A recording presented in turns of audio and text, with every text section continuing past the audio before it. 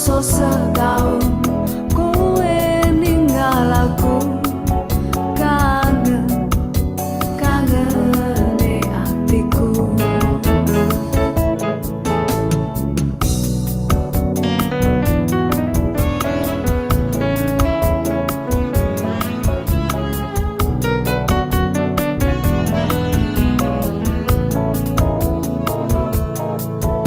Aku sih kelingan nalika ing pelabuhan kowe janji lunga ora ono sewulan.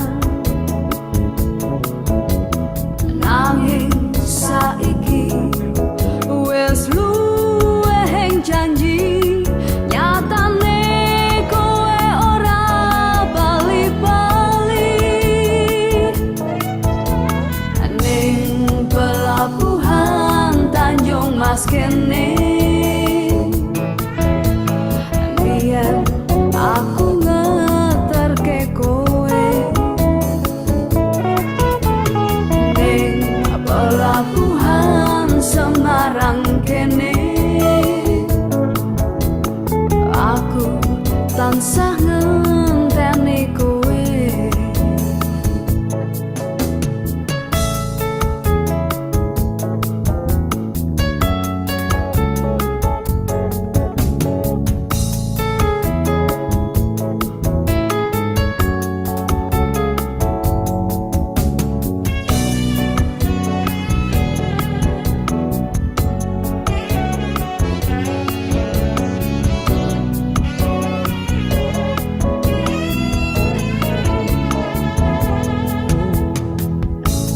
Semono uga rasane atiku,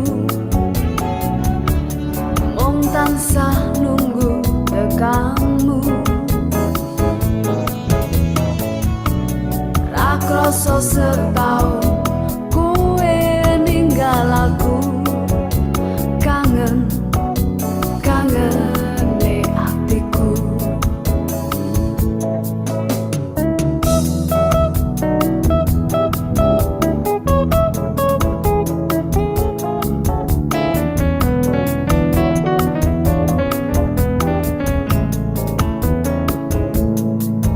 Aku sih kelingan nalika ing pelabuhan kowe janji lunga ora ono sewulan. Nanging saiki wis luwih janji nyatane kowe ora bali-bali. Ning pelabuhan Tanjung Mas kene biyen aku ngeterke kowe. Ning pelabuhan Semarang kene aku tansah ngenteni kowe.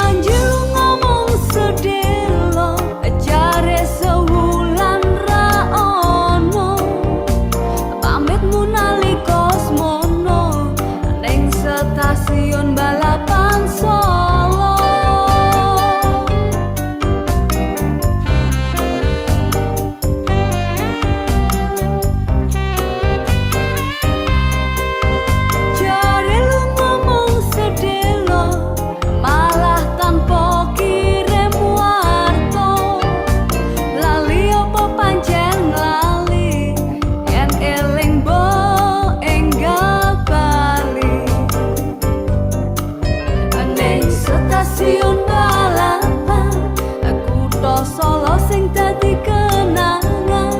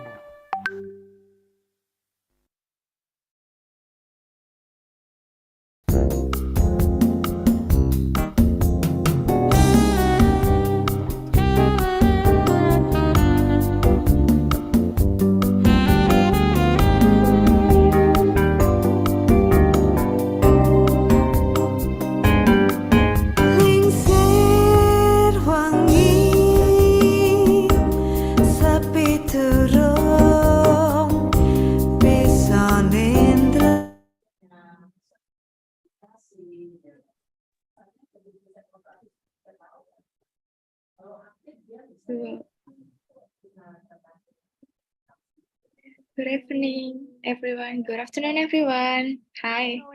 Good afternoon. Hi, good afternoon.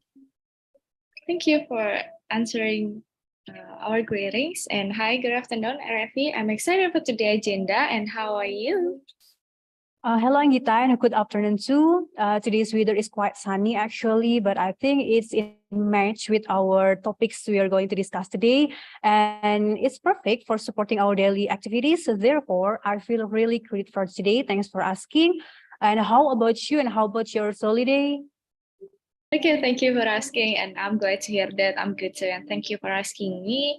My holiday was going so well. I did several activities, and we have so many friends here, and it's good for us to greet one of our friends.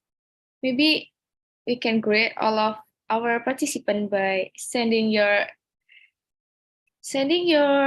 gratitude by using the reaction, guys. You can use your reaction. Clap your hand if you are excited for today's agenda. Maybe we can clap our hand so we know that we are so excited for today's. And I guess everyone here is so excited for today, and glad to hear that you're excited.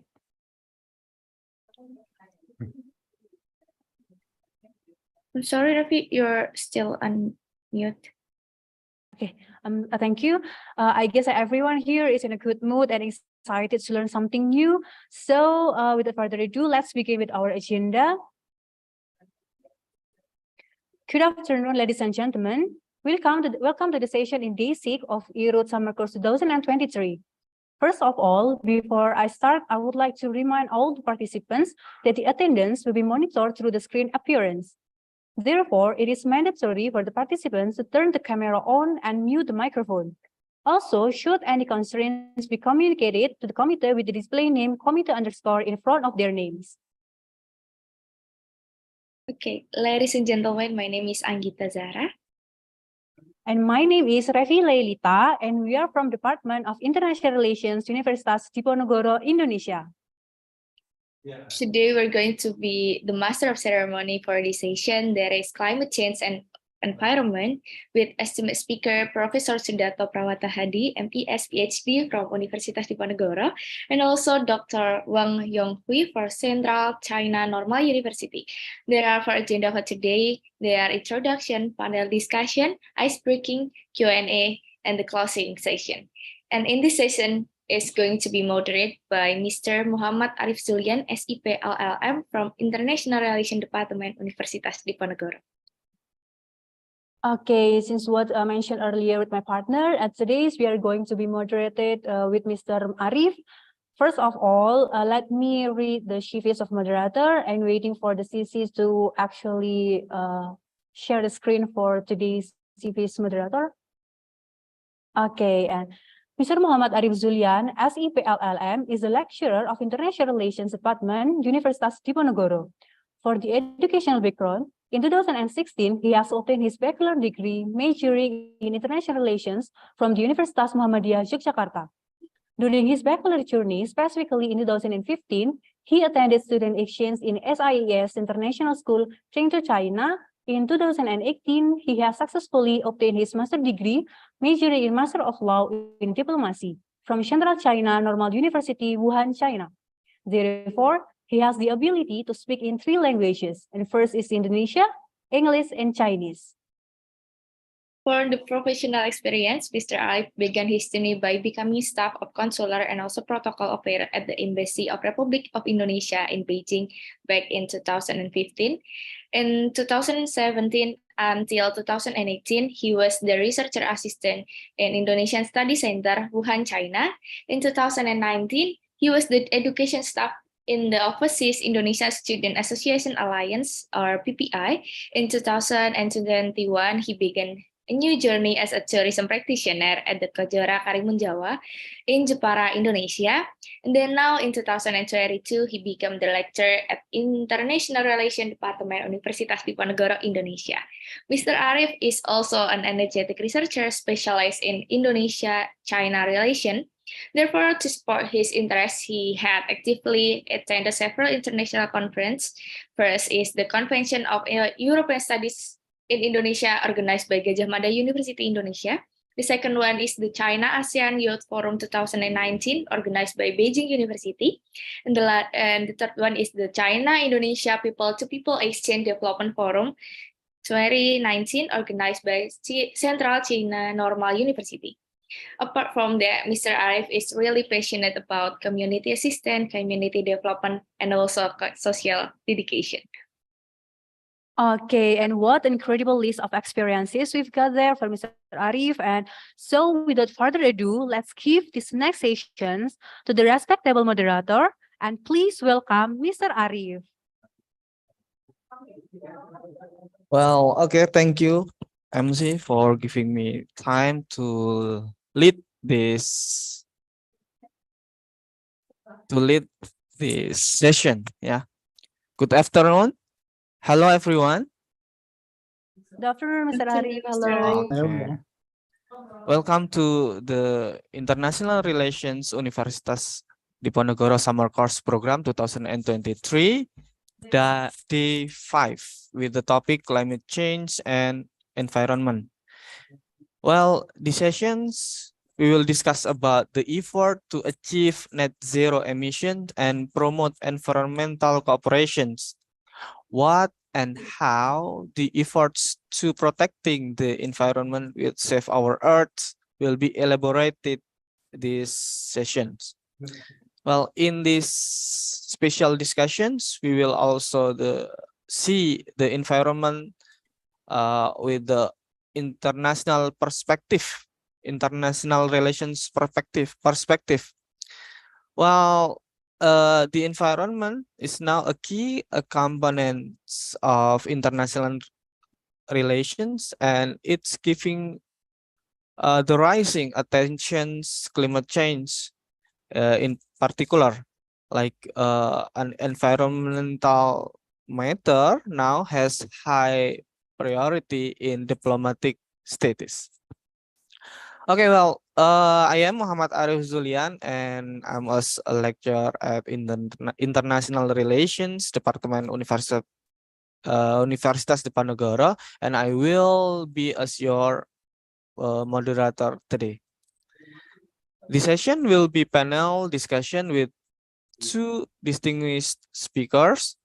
The first speaker is Professor Sudharto Prawata Hadi, Ph.D., and the second speaker is Dr. Wang Yong. Let me greet for the speakers. Hello, good afternoon, Professor Sudharto. Hello, good afternoon. How are Okay. you? Alhamdulillah, I'm good. I'm good. And how about Dr. Wang? I'm fine, thank you. Okay, Dr. Wang, already here. Okay. So for these sessions, the participant will listen the speakers around 25 minutes each speakers. And then one by one, the first is Professor Sudharto, and the second is Dr. Wang Yonghui. And then after that, there will be discussions in main discussions. So I will let the discussions between among the speakers. Okay. Well, dear participants, I'm going to give introduction for the first speaker. Yeah. Let me read the Professor Sudharto Prawata Hadi, Ph.D. about curriculum vitae. Yeah. Well, Professor Sudharto Prawata Hadi, Ph.D. is a senior lecturer in Department of Business Administrations, Universitas Diponegoro, and his education background. He has graduated Master in Environmental Studies, Faculty of Environmental Studies, York University, Canada. And after that, he obtained his doctoral degree in School of Community and Regional Planning, University of British Columbia. And Professor Sudharto Prawata Hadi, Ph.D. has research and publication interest on corporate, on business sustainability, and also proper public disclosure program for environmental compliance. Yep. And for the work experiences, yeah, teaching at the Department of Business Administration Faculty, Social and Political Sciences, Universitas Diponegoro since 1980, sorry. And for the publications, nah, in recent, in 2021, he has published about environmental dimension of pandemic COVID-19 case studies of Indonesia, and so many more about his publications. Okay, and this one, and Professor Sudharto is in 2006 to 2010. He has what's that? He is a member of country coordinator sustainability, energy, dan environment. Okay, for the next. Okay. So his personal background experience, Professor Sudharto as Deputy Minister of State of Environmental of the Republic Indonesia to 2000, since 2000 till 2002. And yeah, I think for Professor Sudharto has master in this case. So Moving along to these sessions, please welcome Professor Sudharto. Yep. Okay. Professor Sudharto, thank you for your availability to share with us about your sessions, about the research or experience regarding climate change and environment. So, Professor Sudharto, would you like to share PPT by yourself or Yes, with help by our operator? I'll do by myself. Okay.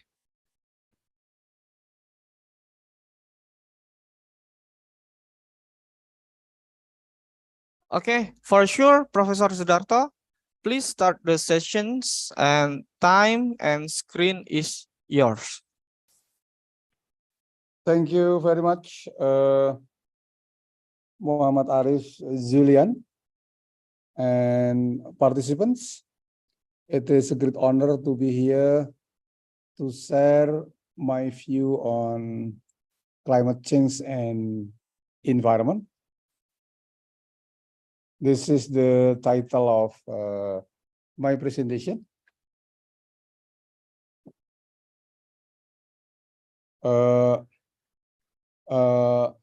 I think Mr. Arief already introduced me. What I would like to share this afternoon is, first of all, I would like to share about global warming and climate change and Indonesian commitment to net zero emission and effort to achieve net zero emission and the role of private sector. And then at the end of the presentation, I would like to share about the potential of international collaboration dealing with climate change. With regard to the presentation, Dr. Wang that would like to share with us about the international collaboration dealing with climate change. Did you all hear my voice clearly? Yes, sure, it's clear. Okay. I think the hottest issues in our globe is a global warming and climate change. The hot already around us, the issue of hot temperature occur everywhere. And the last news we heard about one of the hottest area in China, which is reached to 45 degrees Celsius. That was one of the hottest area. And we also experience in Indonesia, in which East Kalimantan is one of the hottest area in Indonesia. This is the understanding of global warming. It's a gradual increase in the Earth's temperature, generally due to the greenhouse effect caused by increased level of carbon dioxide, chlorofluorocarbon, and other pollutants. And climate change is a long-term change in the average weather pattern that has come to define Earth's local, regional, and global climates. We already experience the climate change. This is one of the component of greenhouse gases, which is CO2, showing the increase of CO2 from year to year. This is the impact of climate change caused by global warming. Sea level rise stimulated sinking of small island, seawater intrusion, sea temperature rise, air temperature rise, increased rainfall, increased of evaporation and tropical storm. I think part of the world we have experienced this kind of impacts that adversely impact to our day-to-day activities. As an archipelagic country, Indonesia is one of the area that is fragile condition caused by climate change. We are the second longest coastal line after Canada, and 65% people live in coastal area, where water availability influenced by climate change. So it will adversely affect to agriculture, animal husbandry, and fishery. So given the threats of climate change, the UK Prime Minister advisor, former UK Prime Minister advisor, stated that climate change is now a greater threat to humanity than terrorism. Wow. So how dangerous, how critical climate change will affect to our daily life. This is the component of greenhouse gases that stimulate global warming and climate change: carbon dioxide, chlorofluorocarbon, methane, and nitrous oxides. And this is the activities contribute to the percentage of greenhouse gases: energy use, industrial, deforestation, agriculture. So, Mas Arief, I imagine that Yes. I will talk a lot, so I provide a discussion question for the participant. In case there is no question, but because we have panelists, after I presented my slide, will be continued with Dr. Wang. So I think I will give opportunity question and answer at the end of all panel give the presentation. Is it right, Mr. Arief? I'm very sorry, Professor. Actually, we have made a planning that the last sessions after breakout room, we will have a discussion Q&A.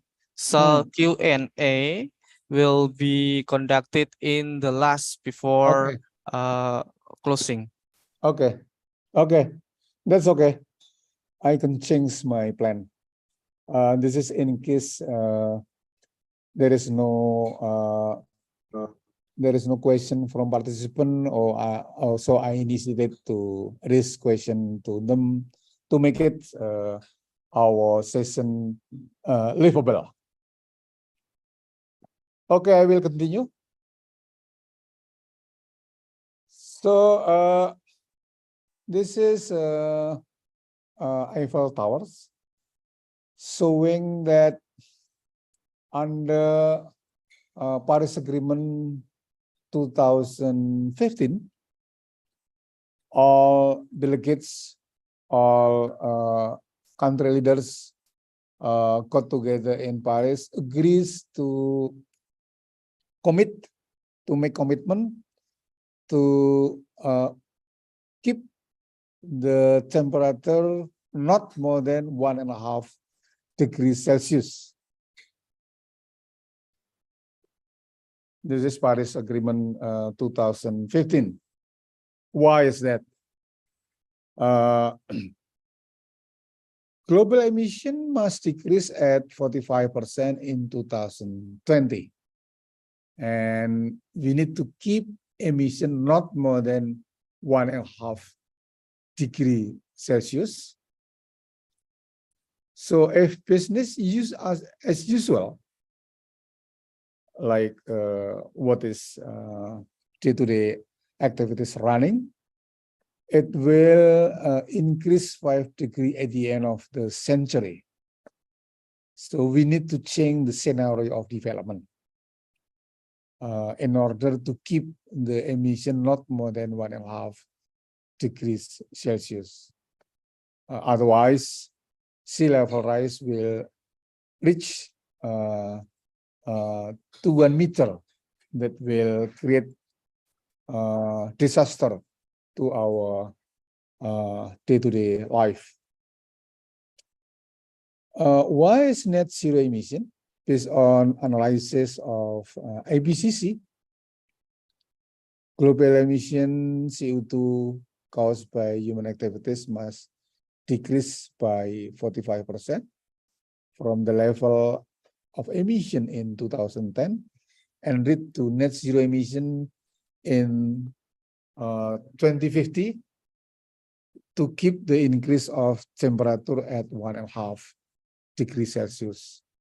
The failure to keep the rate of emission will cause a global disaster. So as a part of Paris Agreement, Indonesia committed to achieve net zero emission by the year 2060 or faster.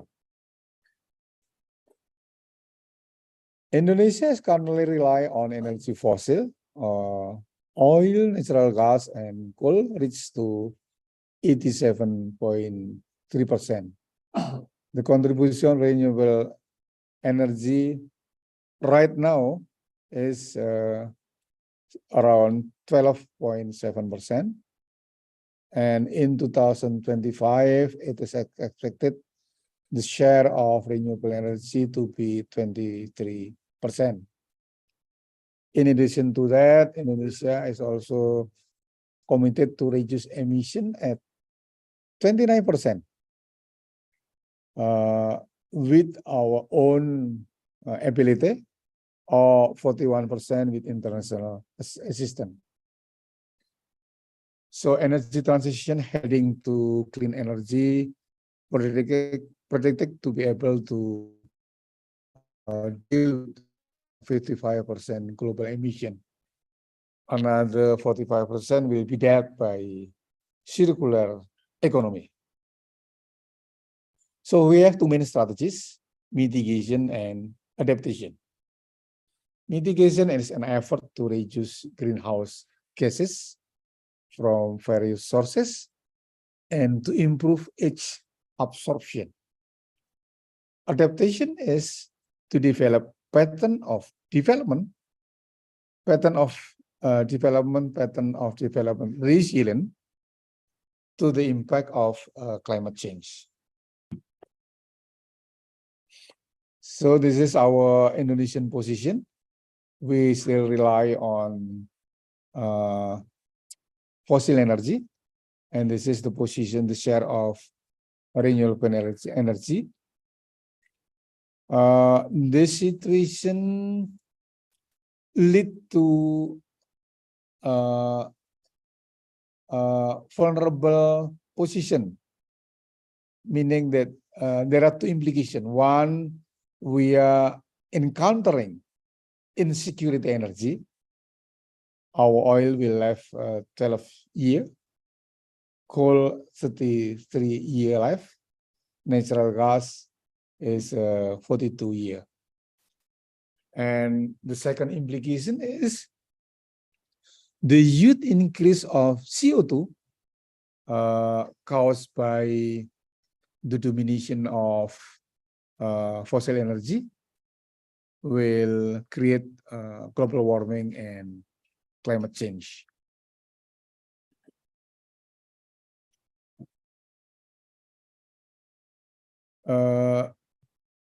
And this is, I mentioned, In 2025, our target will be 23% of renewable energy. This is our potential. This is the type of renewable energy: hydro, geothermal, ocean, bioenergy, solar, wind, mini and micro hydro. This is the potential, and this is the install capacity, meaning that we still a lot of opportunity to utilize renewable energy as a way of mitigation measure to deal with global warming and climate change. So in terms of energy, we have what is called new energy system. New energy system consists of two measures. One is developing renewable energy, like hydro, solar, ocean, and so on. And the second one is energy efficiency through building design, change of behavior, or through efficiency in industry.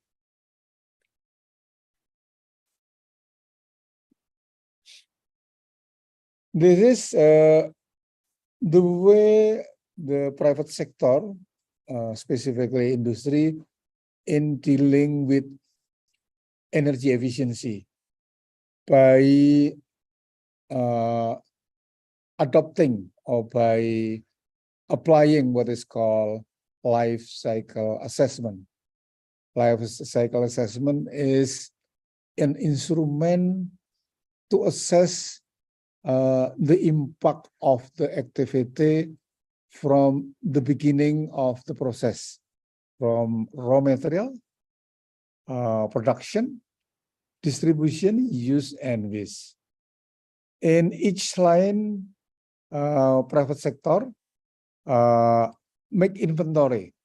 What can be done to reduce the use of energy, reduce the volume of water, reduce the emission, reduce the waste generation.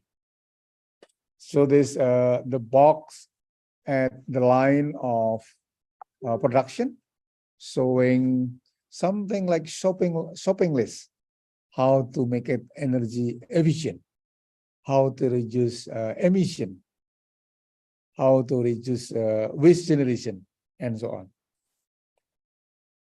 So this is the result of applying or adopting life cycle assessment. They can reduce the emission, reduce the use of energy, water, waste generation, and so on.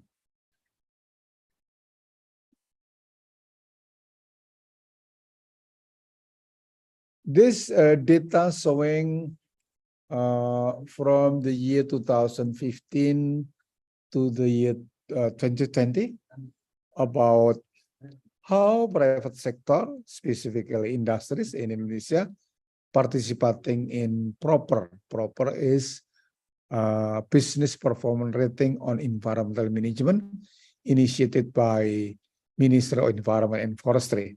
You can see how significant the contribution of private sector in doing energy efficiency. This is the units gigajoule and also the emission.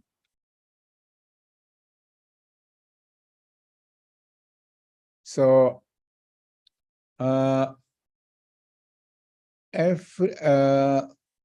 each slide that I explain to you, I end with the list of questions. The intention is to refresh what we have just presented to make it more understand what we just learned. If any of you remember a few years ago, Time Magazine published a specific edition how to deal with global warming and climate change. Time magazine lists there are 51 things that we can do to deal with climate change. One of them is plant a tree in the tropics. As we all know that tree is the best friend on earth. It has the function to tie the ground, so it prevent erosion. It store groundwater, reduce the temperature, produce oxygen, absorb CO2, habitat for living things, reduce noise, wind, and sun heat. This is the mangrove plantation at the coastal area as a large blue carbon stocks. So by investing $1.8 trillion for adaptation, so mangrove is a form of adaptation in dealing with climate change, because it will prevent abrasion, coastal abrasion, but also produce net benefit, enhance climate change resilience. Restoring and conserving mangrove is one of the options. It also boosts fisheries productivity, protect 80 million people from coastal flooding. So what is the relation tie with climate change? In Japan, during the summertime, like right now, the employer are encouraged not wearing tie, but open the window and door in order to make it their room more comfortable without air condition. This is the idea. This is this slide showing how to use your vehicle, not by yourself, but invite your friend, your colleague, come together with your car to your office, and then pack together with you as well. Share your gasoline, share your toll-free, but it will reduce traffic and also reduce the CO2 pollution. This is the idea. This slide showing we need to audit our house that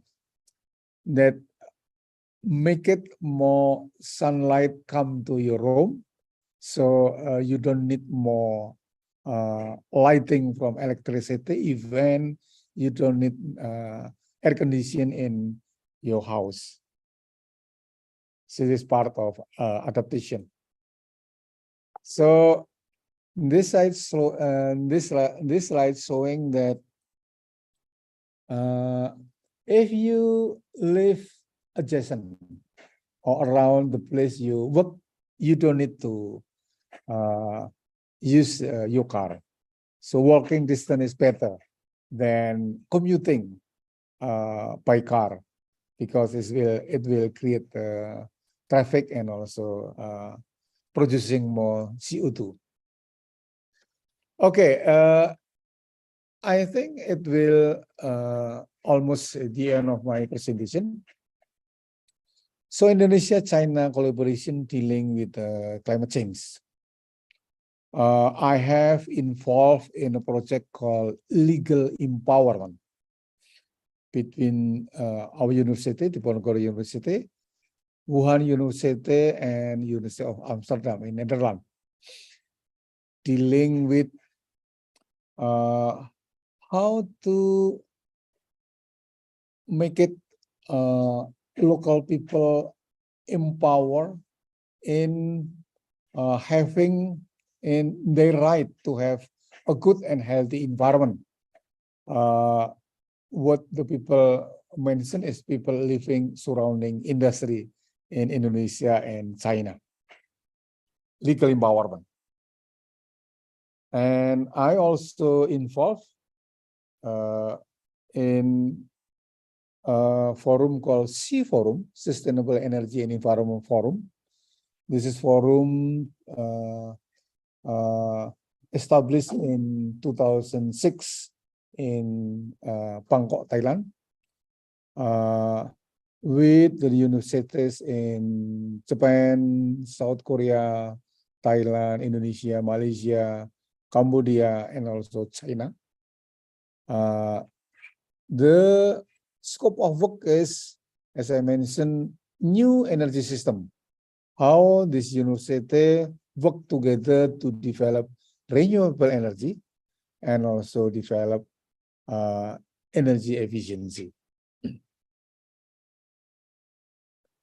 The third one that I see there is opportunity is exchange experiences in retiring and stopping steam power plant energized by coal. As I mentioned, that one of the type of fossil energy being utilized is coal. Coal is one of the fossil energy being utilized in Indonesia, and my understanding, it also occur in China. China also rely more on coal. So, given our commitment to Paris Agreement 2015 to net zero emission in 2060 or even before, Indonesian government plan to stop and make retire steam power plant energized by coal. So I think we have ample opportunity to exchange experience about how to retire or stop a steam power plant energized by coal in which we rely on. And relocation of industries from China to Southeast Asia countries. Indonesian government eager to have more industries that relocated from China to developing countries.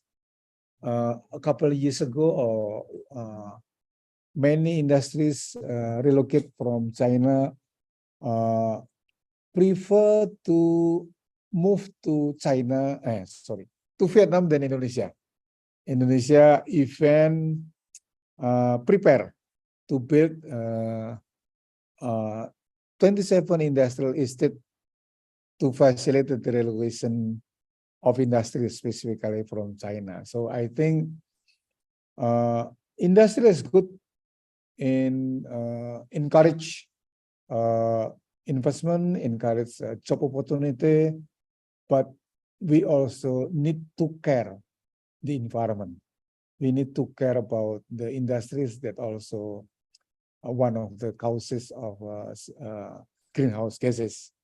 So in other words, we need to have the quality of industries, the industries that can make it value added for local people, the industries that can create backward forward linked and low carbon industries, not only smokestack chasing.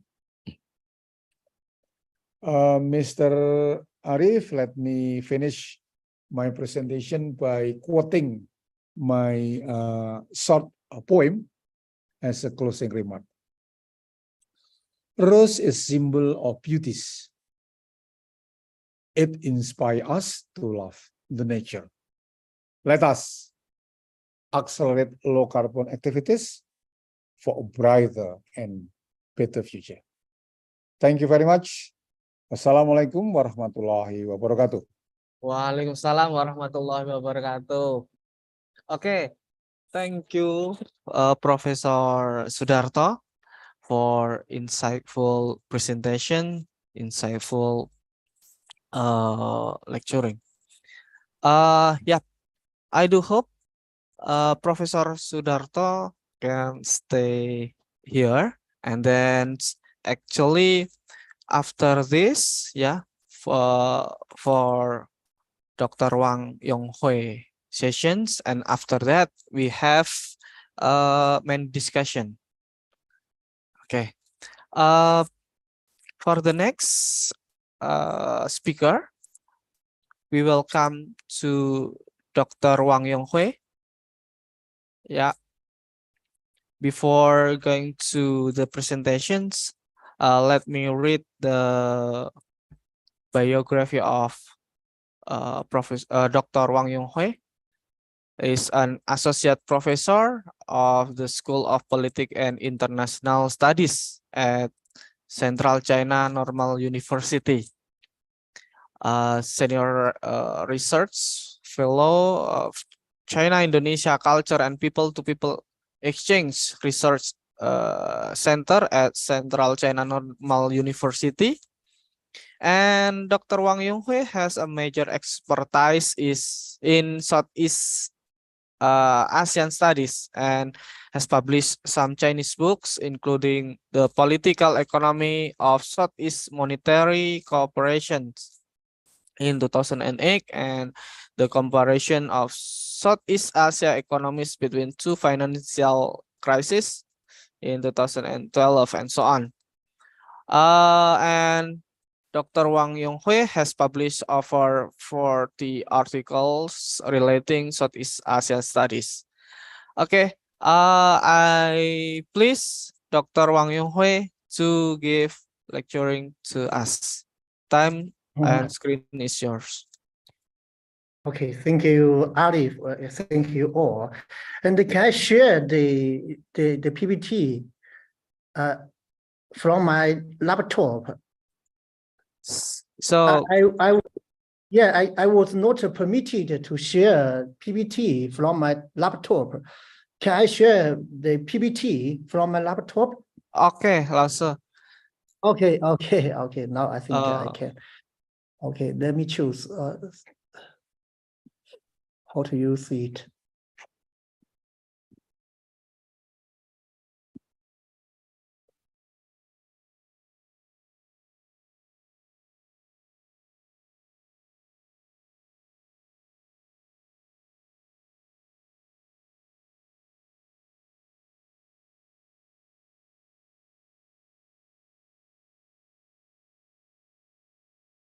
Sorry, how can I share my PPT? I don't think I can share my PPT. So do you need our Yes. Can you assist share? assist PPT for me? Okay, I think I Lasse. sent a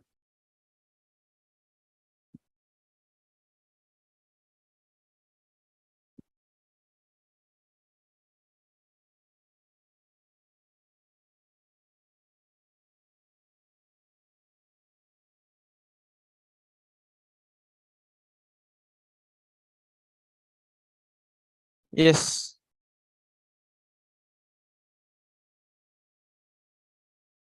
sorry, I cannot see. Okay, thank you. I just want to share my opinion about environmental cooperation between China and Indonesia. Here, my topic is to promote environmental cooperation between China and Indonesia, some experiences of China. Next page, please. Next page, please. Okay, here I want to firstly just to share 2 points. What are the rules of climate change? Just before the first speaker, the professor also introduced some rules of climate change. And here I just want to share 2 points of myself. The first is development versus pollution. And here, as we know, most countries in the world are developing countries. Most countries need to develop its economy, including China and Indonesia. But of course, some countries, including America, USA, you know, some months ago, USA government announced China is no longer a developing country. China is a developed country. I mean, is America's viewpoint. But from Chinese side, China still regard itself as a developing country as Indonesia. And therefore, developing countries usually based its economy on traditional energy consumption. It means like China and Indonesia, the economic development are mainly based on traditional energy consumption, but you know, it will produce huge amount of pollution and cost many problems of environment. This is the first point of mine. The second point is that our population versus imbalance of nature. As we know, in the world, there are more and more population. Maybe in 2030, there will be more than 8 billion people. I'm not sure the exact number, but I mean, there will be more and more population in the world. It means more and more population in the world will consume more and more resources in the world and will produce more and more pollution, and it will do more and more harm to the environment around the world. And for example, China has 1.4 billion people, and Indonesia about 280 million people. These two countries also have a large number of population. But some people will argue, more people means more opportunity for economic development, so-called population bonus in China now. What's the meaning of population bonus? It means more population will push forward rapid economic development. For example, China, in recent years, the birth rate decreased, and now Chinese population was surpassed by India. India now becomes the largest population country in the world. China now becomes the second largest population nation in the world. But here I want to argue more population produce more pollution and consume more resources and do more harm to the environment. Then China central government made some new policy, and by propaganda to give up so-called population bonus just to develop talent bonus. Talent bonus, it means China focuses from population quantity to population quality. China's population policy made a shift. It means more population means more resources consumption. I think not this kind of situation, this kind of issue also can provide some lessons or some experience to Indonesia, because Indonesia also a rising power is a very is a country with rapid economic development, and also the largest country in ASEAN. Also, I think the overpopulation problem also will suffer Indonesia in the long run, just like China. That's why I took this issue. This is the 2 points argument. What are the rules of climate change? Then please, second, the next page.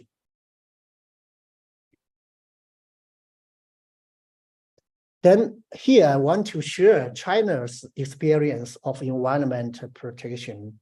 China here also from 2 points. The first point is from made in China to created in China. As we know, maybe 10 years ago or 20 years ago, made in China means cheap, low quality. But now, maybe most people will not think of made in China is cheap or low quality. For China has changed its economic structure. China update its economic structure. China, for example, export some more and more high technology products, just like China and Indonesia now are building high-speed rail between Jakarta and Bandung. It means also is a very good project full of high technology, which can not be called cheap and low quality. Here, just I want to show people China's experience, how China's transition from water factory to green economy. Here, there are some cases, for example, Alipay and WeChat in China. Alipay and WeChat are most popular by people. When people do some shopping, people go out for dinner, people even pay bills, for example, pay water bills, electricity bills, nearly everything. Then people don't need to go out to do some shopping or to order something, to choose something. It means it saved energy consumption. It saved resources consumption. No people, no need to go out. People just need to stay at home. Then people can do many things. And also by Alipay or WeChat, people don't need to take cash for doing some shopping. Every year in China, people can save hundreds of thousands tons of paper, woods, by using Alipay and WeChat without using cash. It saved a large number of resources consumption. It saved a large number of forest without cash.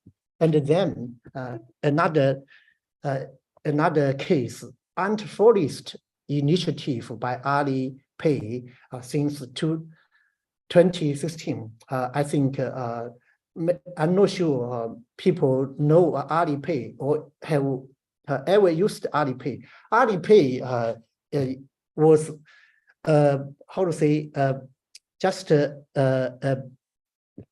app created by Alibaba, Jack Ma's company, and also Jack Ma's Alipay proposed anti-forest initiative, and it means once people do some shopping in Alipay, Alipay will donate some money to this initiative, this program, and forest initiative for planting trees.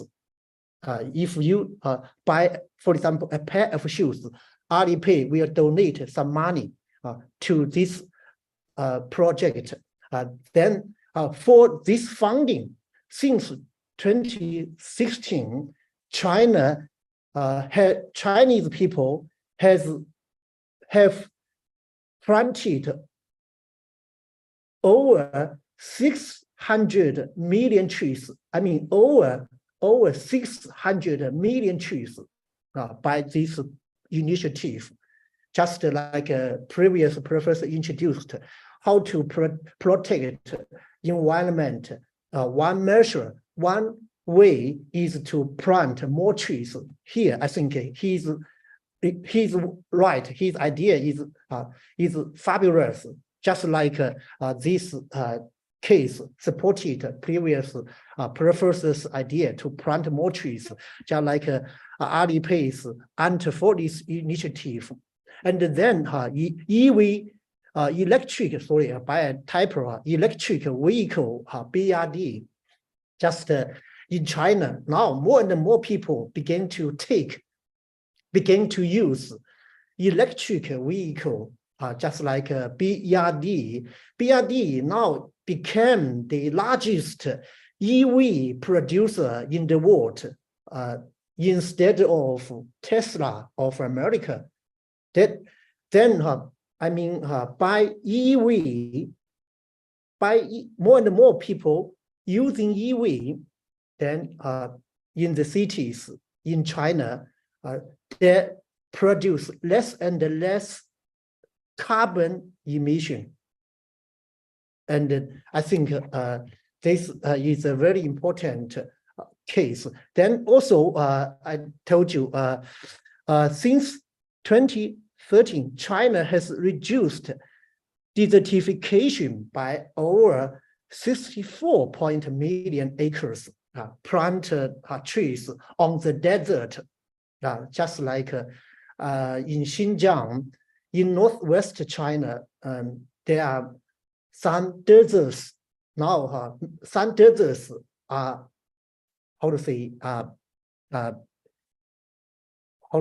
under desertification, are reduced desertification. And this is the first point. The second point is from priority of economic development to balance of development. As we know, in 1978, in China, Deng Xiaoping, the former leader of China, proposed reform of opening door policy, opening up policy, reform and opening up policy, put priority of economic development as China's central task. Now, things has changed. Now, China's central government changed the policy. Sorry, please, I cannot see the PPT anymore.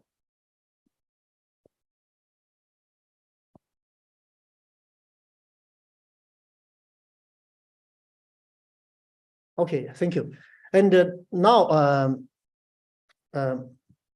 China's central government just want to balance economic development and nature. It means, for example, in China, central government made a policy to achieve carbon peaking in 2030 and carbon neutrality in 2016.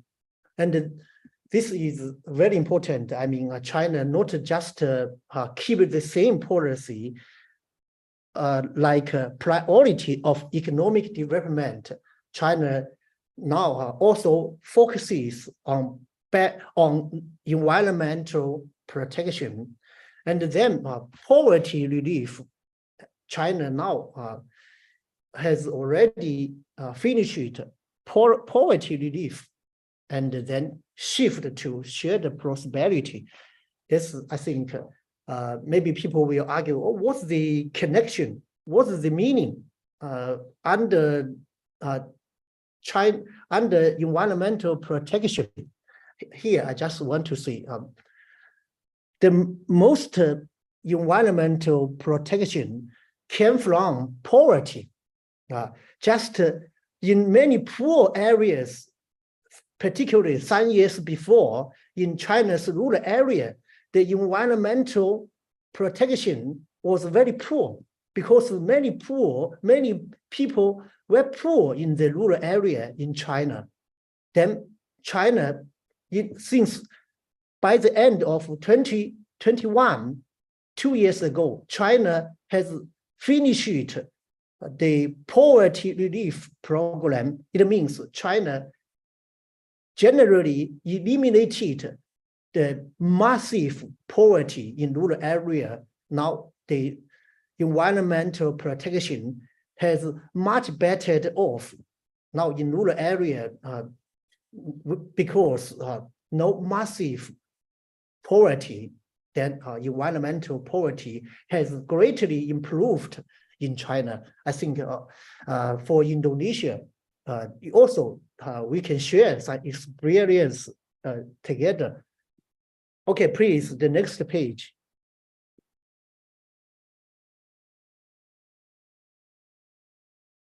Oh, here, there's a picture. This picture indeed is a desert. Is a desert in Xinjiang, in some parts of northwest China. There are some deserts, but you can see this desert is under forestation. On this desert. There is a highway. You can see, without these trees or grasses on the desert, this highway usually cannot how to say, people cannot go on this highway because the desert will cover the desert when the wind comes, particularly in winter. In winter, then now for the forestation of the desert, then everything changed. Now I think in China, the desert has become smaller and smaller by forestation. You can see some Chinese word, green Chinese dream, green Chinese dream, not just for economy, not just for economic development, also for environment, also for environmental protection. Chinese dream is generally to better off people's livelihood, not just about wage, not just about food, also about the environmental protection. Okay, next page, please.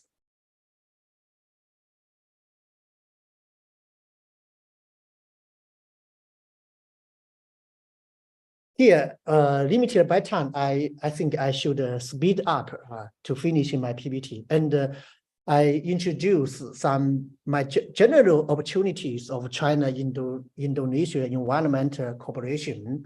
There are two general ways, opportunities. The first is sound China-Indonesia comprehensive strategic relationship. As we know, since Joko Widodo became president of Indonesia, China and Indonesia's bilateral relationship has been greatly improved. Therefore, I think I have an optimistic viewpoint about China-Indonesian diplomatic relationship is, I think this is a very good opportunity for Indonesia and China in cooperating environmental protection. Then second, with China, Indonesian people exchanging mechanism, for example, educational exchange and cooperation. Every year, there are many Chinese students go to Indonesia for study, and also some Indonesian students come to China for study, and then technology cooperation and exchange. And China and Indonesia cooperate in science and technology park in Indonesia, and is very beneficial for environmental protection. Next page, please.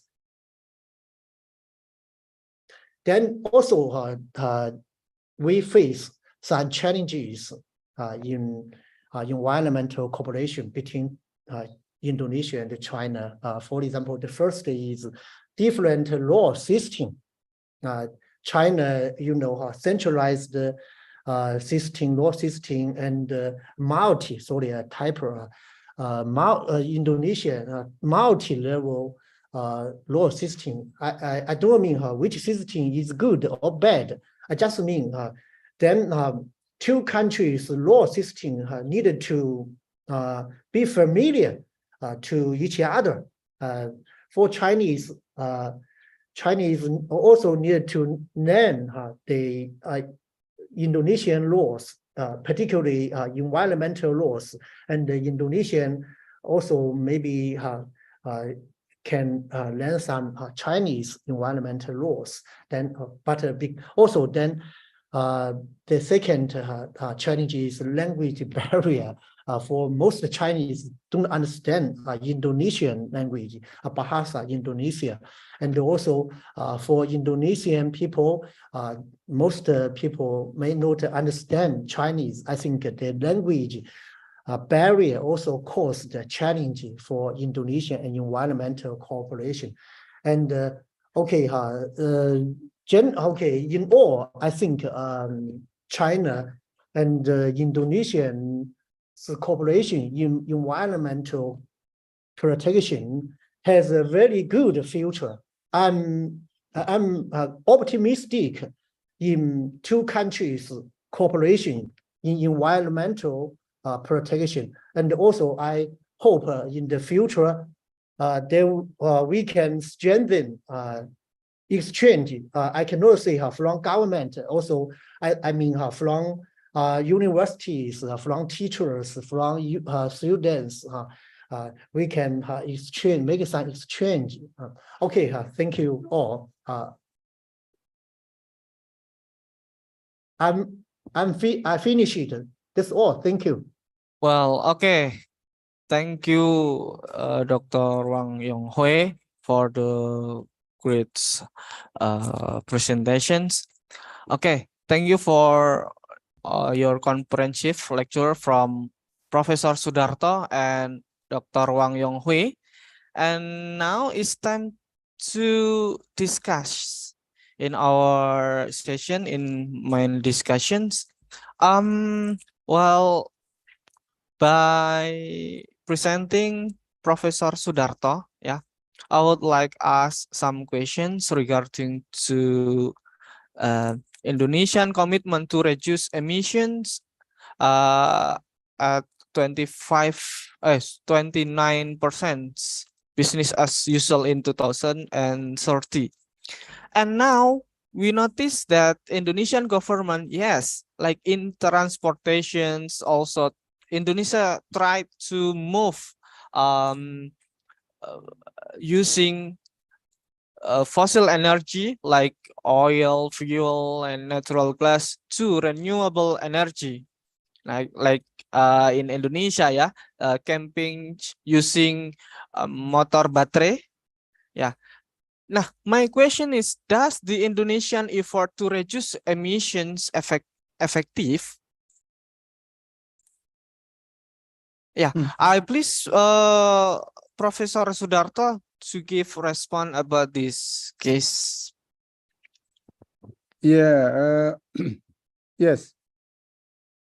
Transportation is one of the sector that contribute to emission. So by moving from fossil energy transportation to renewable energy, electrical energy is one of the way to reduce the emission, and one of the way to move from dependent on fossil energy to renewable energy. This is one way. And I guess I think the commitment of the Indonesian government is serious, significant, and need to have more support from all stakeholders to do that. In addition to electric vehicle, I think the commitment of Indonesian government to reduce the emission is come from utilizing renewable energy.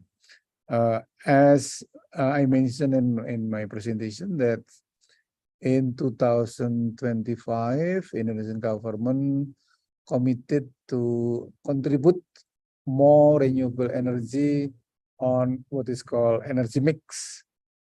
The contribution in 2025 to be 25%, move from the current position is about 12.7%. And actually we still have, we have a lot of, we have ample opportunity when you take a look, when you notice our potential of renewable energy from hydro, geothermal, biomass, biogas, ocean, wind, and so on. So I think the commitment need to be accelerated, and I think we can also learn from how China, as mentioned by Dr. Wang, that China also move from fossil energy to renewable energy. This is my my response, Mr. Yes. Arief. Okay, Professor. So we move to a question to Dr. Wang about the implementations.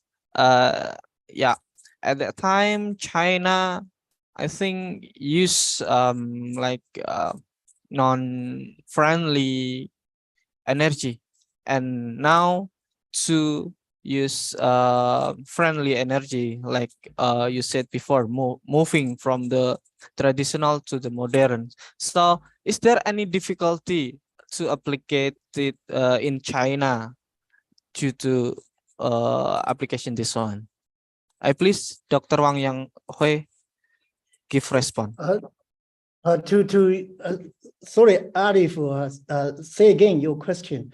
To applicate what? I mean the implementations. Does China get difficulty in implementation of moving the renewable energy? Okay, okay. Thank you. I think,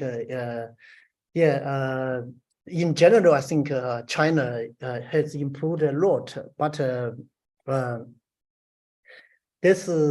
but I think I don't think this is a major challenge, major difficulty. Maybe some small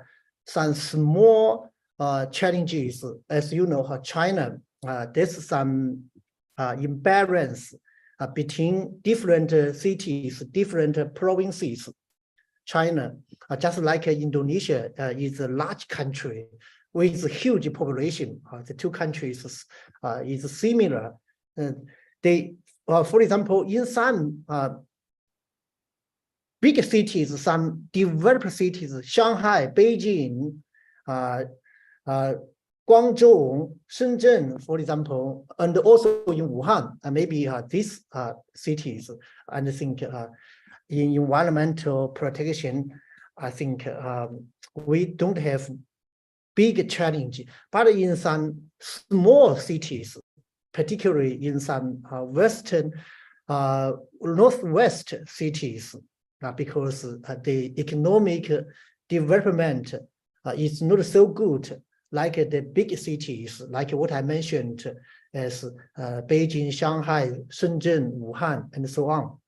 That I think that's the main challenge. But for implementation, I think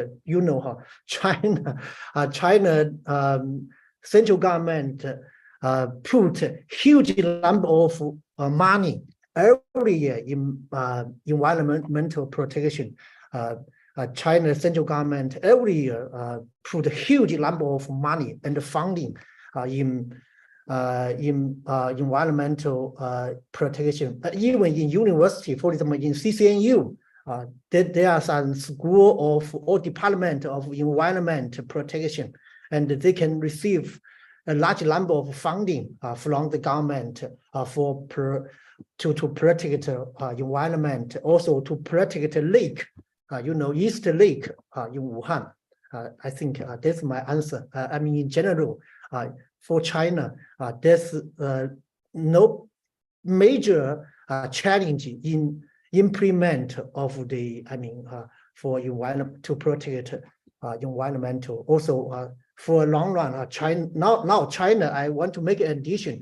China has become the largest electric vehicle producer, for example, or consumer, instead of Tesla or America. And also China is the largest solar energy producer, like the previous professor mentioned, solar energy. China is the largest solar energy producer in the world. And I can say even dominating USA and Europe, EU, they solar energy mainly. The product is mainly imported from China. This is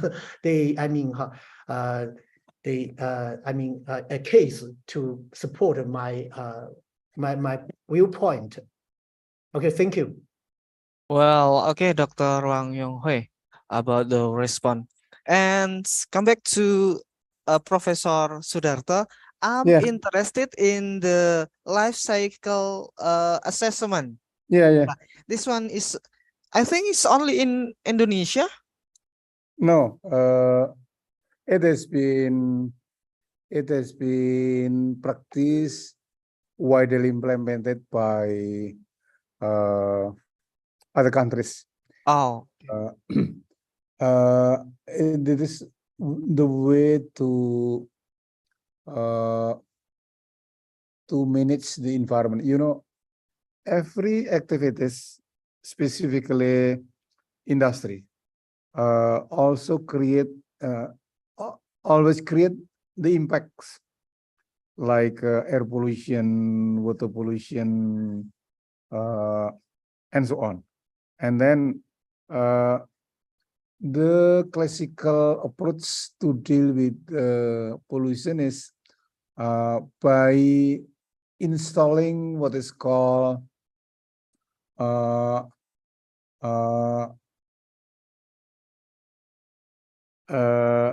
pollution unit management at the end of the pipe.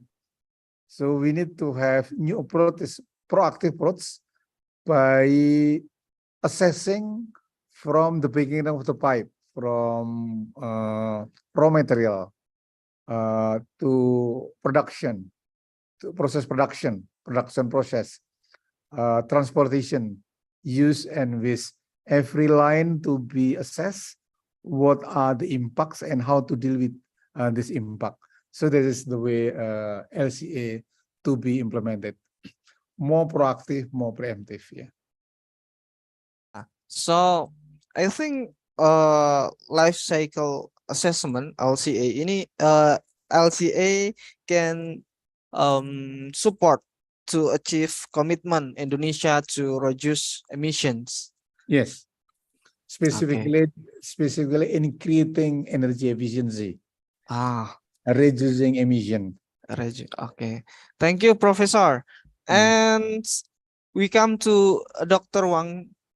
Dr. Wang, Okay. talking about the environmental protection in China, as you said, like just now there is an forest initiative by Alipay in 2016. Yeah, and forest initiative, I think it's a great campaigns also, we can say that's one. And also there is another one, there is electrical vehicle by BYD, if I'm not mistaken. And what I see is most of them are from private sector. So my questions is what and how the Chinese government to control environment directly. So could you give clarification about this one? Thank you. You mean from governmental perspective, how government to do in environmental protection? You mean so? Okay. Alipay and BRD and so on. They are private companies, and also it proves in China. Many people has some misunderstanding about China. For example, they say China is a socialist country, therefore central government control everything. But as I mentioned in my presentation, Alipay and BRD, they are private companies. They are not controlled or owned by central government. I mean, indeed, in China, there are many big and famous companies like Alibaba, Tencent, I think you should know, Huawei, and also BRD and so on. But here, central government just give how to say general policy. For example, encourage in private company for environmental protection. They have some general guide. Also, they have they will how to say keep a watch, keep an eye on the private companies. If some private companies they made some pollution or they damage environment when they produce something, government will get involved in. This I think one way from Chinese government to do in this. And also for every year, China central government offered huge number of funding for to get rid of the fog, and also to protect river, protect lake every year for Yangtze River. Some public facilities, some public infrastructure are provided by Chinese government. It need a huge number of funding, and also for the to reduce air pollution, to reduce water pollution, and so on. Most funding came from Chinese government. And although, as I mentioned, some private company participate in environmental protection, but majority funding came from government, particularly came from central government. I give you an example in Mongolia. In Mongolia, that also this some desert before, but now the desert became smaller and smaller. In every winter, in Beijing, there are some usually in winter and even in spring, there usually will be some strong fog strong pollution. Mm. Came from where? Not came from Inner Mongolia, came from Republic of Mongolia. That maybe people say, oh, Beijing's pollution is so severe in winter or even in spring. But I must tell you, it's not came from China. For in Inner Mongolia, central government every year offered huge funding for planting trees, for planting grass. This is what I told you. In general, government do two things. One is for general guide and keep an eye to watch private companies area in environmental protection. And the one way is provide or offer huge funding for environmental protection. This is Chinese government do. Yeah. Okay, thank you, Dr. Wang. And I please, Professor Sudharto, could you give the overview about how the government of Indonesia and with the private sector together to get the Indonesian commitment to reduce emission in which part? And I please Professor Sudharto, I can elaborate it. Yeah.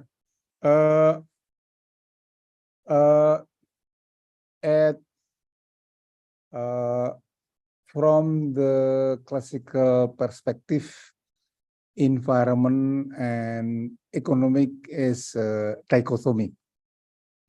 If you need to develop to create economic growth, so please don't think about conservation. But if you would like to conserve your environment, you have to be prepared not to create economic growth. This is the at the oldest classical perspective. Right now, the new perspective is economy and ecology as synergy.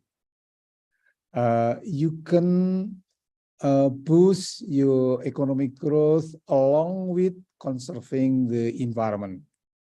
One way to do that is by adopting life cycle assessment. By applying life cycle assessment practiced by industries, so industry can get benefit from having efficient energy, reducing emission, reducing waste generation, so they can get efficiency, meaning that even you manage your environment, you get benefit. So managing the environment does not necessarily costly, but you get benefit. So by synergizing between economy and ecology, we can achieve, we can realize our commitment to achieve net zero emission in 2060. Thank you. Okay, Professor Sudharto is comprehensive response, I think. Actually, we still have 4 minutes more. And yeah, last questions to Dr. Wang Yong about the more populations produce more pollutions.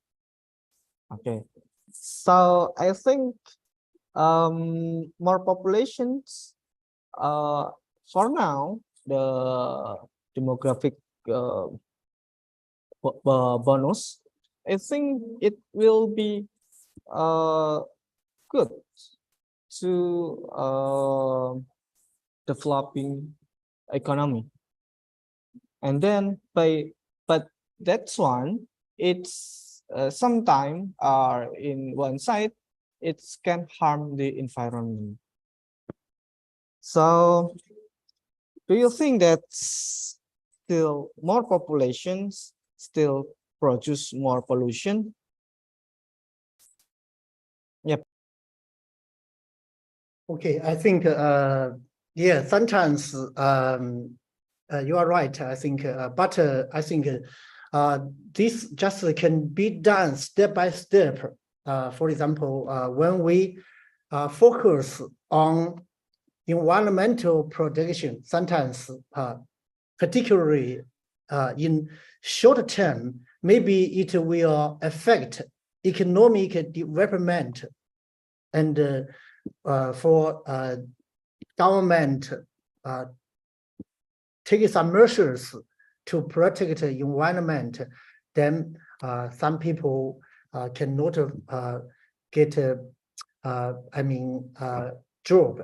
But I think for a long term, from a long run, then the country, the nation will benefit, will benefit a lot by environmental protection. Here, I want to emphasize, for example, for China and the Indonesian collaboration in environmental protection. High technology is very important.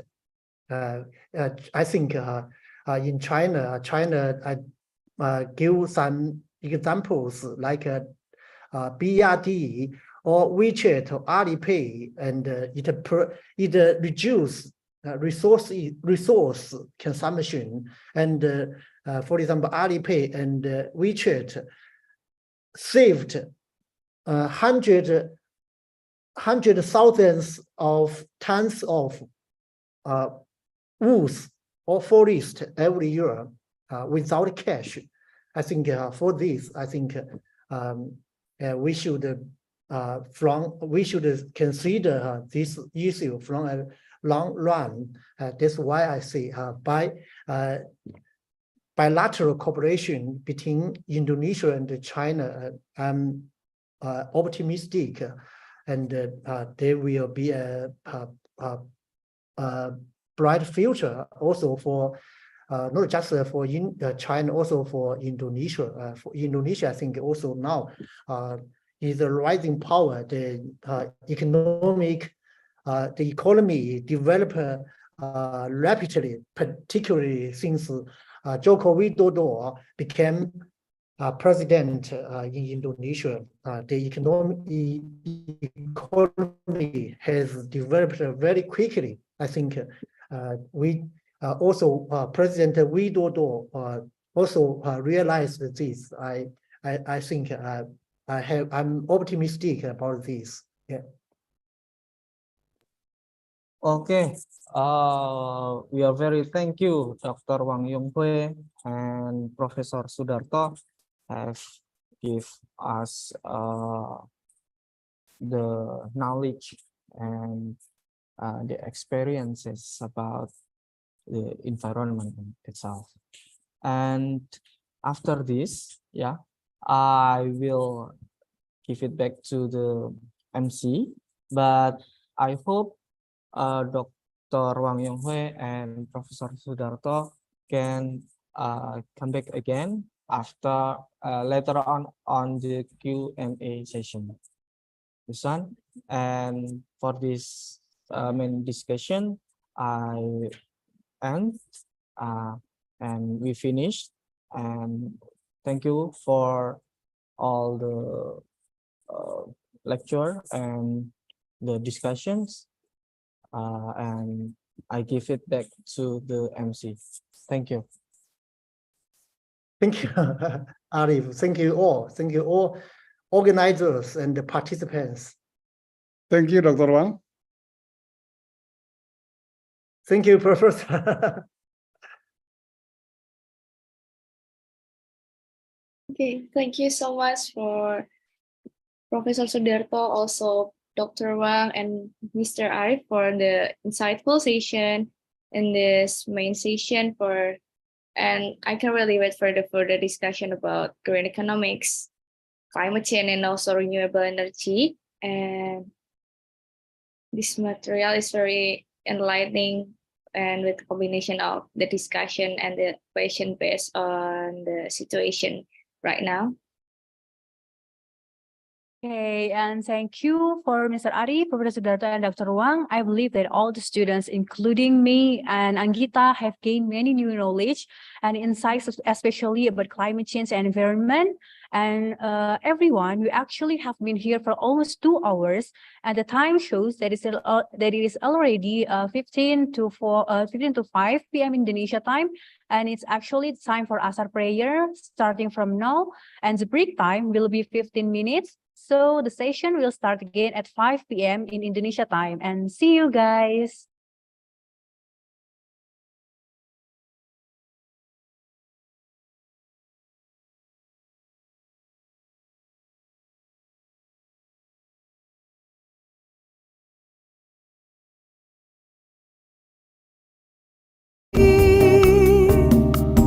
Kawitane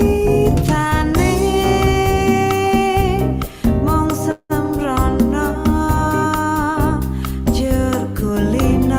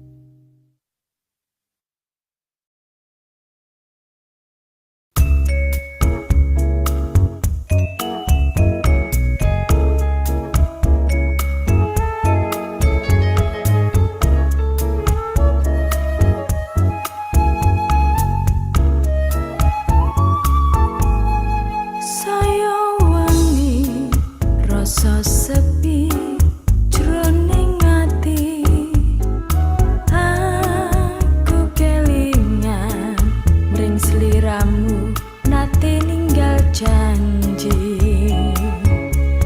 wis setahun tak enteni ora bali sedih hatiku yen sliramu lali janji suci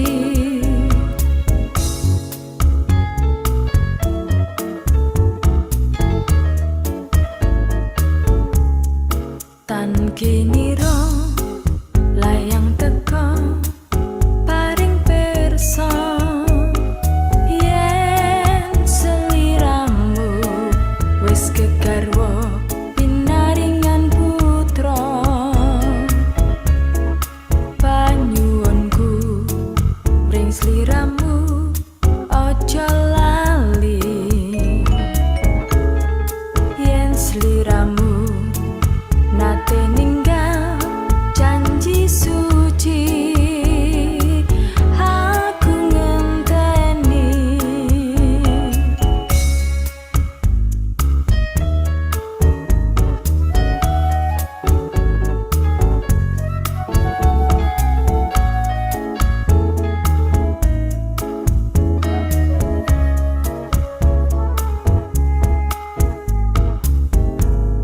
saya wengi rasa sepi jroning ati aku kelingan mring sliramu nate ninggal janji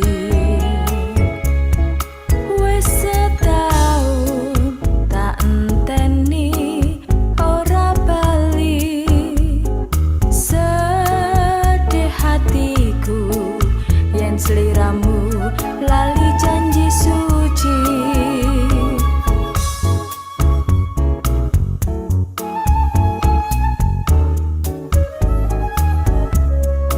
tan kiniro layang teko paring perso yen seliramu wis kegarwa pinaringan putra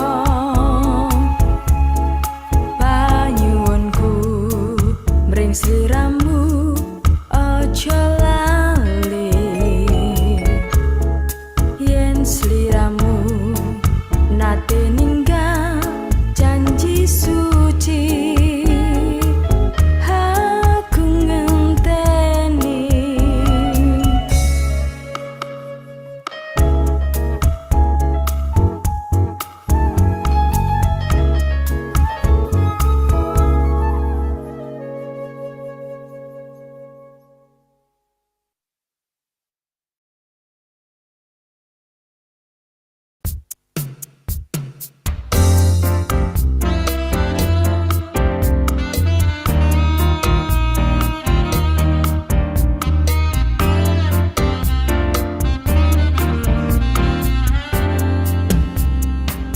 ibu bungaku yen aku dadi mitramu tindak tandukmu mong tansah nggodha atiku apa karepmu aku mong tansah setuju janji sliramu ora gawe kelo aku nanging kepiye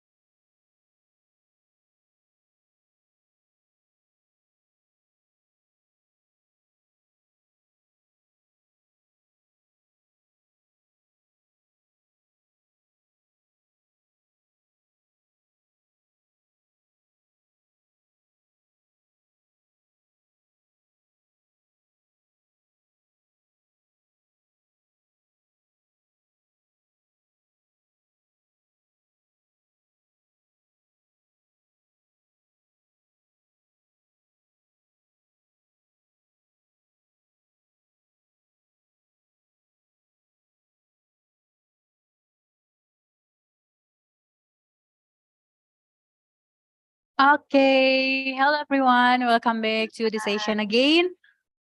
And since you have so much insightful knowledge delivered by speaker, and we must be ready for the amazing discussion ahead.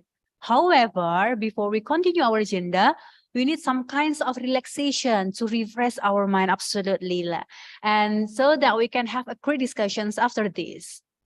I agree with that. Maybe we can play a game together with the participant. I'm sure everyone would be delighted to have a bit of refreshing session today before we starting our discussion. So we need to get a lot of refreshing so our mind is so recharged with the kind of the question. But is it not a hard question, but it's easy question to answer? Again, I hope it's easy as you said. And so everyone, let's go. Let's play some games in IRUD Summer Course Games Championship 2023.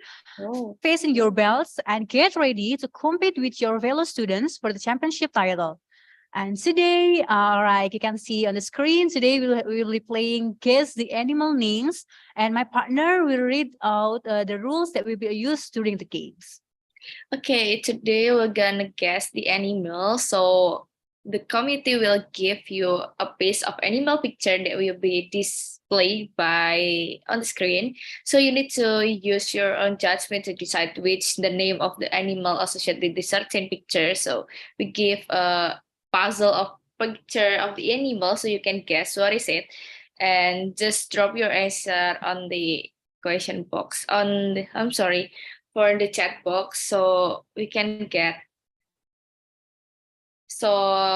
get count what the correct answer from this question for this puzzle of the animal.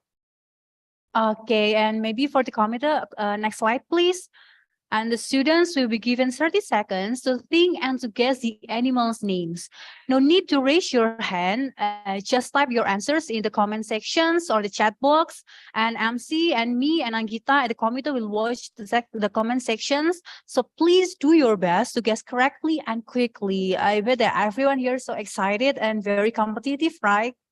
Yeah, I guess it would be so competitive. So, because it's a hard question. I know it's so easy, but also hard to guess what is it. Maybe we can start for the championship today. Let's All get right. on the next page. Good luck, guys. everyone. What will be the first Oh. question? I guess it's very easy, right, Angita? It's easy. Okay, you can guess with the correct answer and correct spelling. I see a lot of a lot of answer here. There is several people answer with the horse. And the word is kuda poni. I see. It's a cute question. It's a cute answer. I'm sorry. Is it really a horse? Maybe. Does everyone guess the right unicorn. answer? We got a unicorn. Oh, loves white unicorn.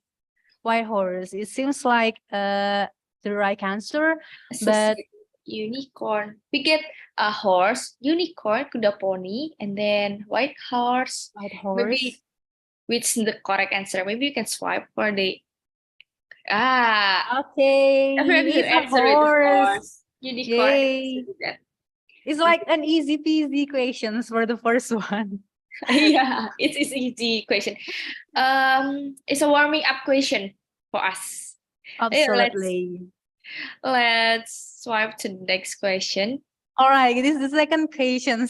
Everyone can already guess from the pictures. Is it camel?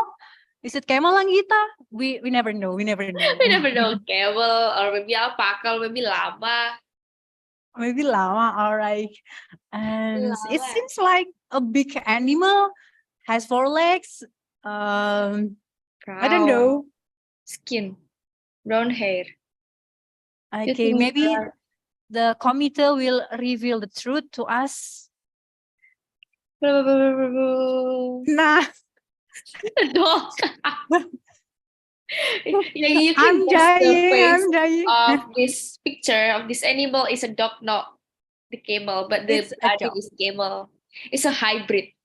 It's hybrid. All right. Animal. It's a new breeding. Everyone's yeah. Okay, who got the right answers? I think everyone gets the wrong one. All right, the Yeah, next questions. from the body, we have 2 feet. They can fly. Their wings is small animals, can How fly cat, everywhere. raven, bird, chicken. Whoa, we got a chicken here. Gorilla. Bird, chicken. Is it a Monkey. fish? Is it fish? I don't Gorilla. know. The first one is gaga. Gaga. Okay, the next one, please show us the truth. Computer, please. It's bird. Everyone is answered gorilla. Vicky And it's Rino yawning. got the right answer for this question. That's a one. It's a birdrilla and it's sleepy, right? Bedrilla. Okay. Birdrilla. All right, good. Answer the right one. Oh, no one. No one. Go bird. No one. Maybe we can answer. Maybe we can reveal the next questions, please. Guess everyone excited for the next questions. Oh. All right, this is an easy questions, I guess. I guess they live in a Arctic. I know this one. What is it? Penguin. Okay, we got a penguin. Pink cat. Pink cat. Fish. Penguin. Aku ngelag ya. Buffalo. Okay. Buffalo. Penguin. Could you send the Pink animal? flamingo. Polar bear. Okay. Pink cat. It's Pangolin. understandable. Penglion. Penglion. Okay. Penglion. Let's reveal the answer. Okay, the moment. It's a shark. It's not a mermaid, guys. It's a It's a shark. very cute shark.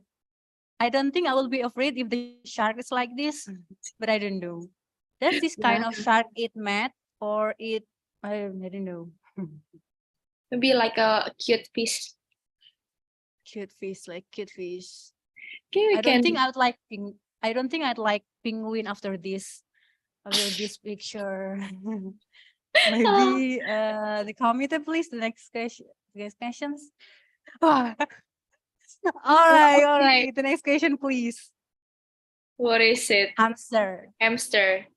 And I guess Hamster. one request from this student that please share me the animal picture in privately. So someone is won this picture, this cute picture from our.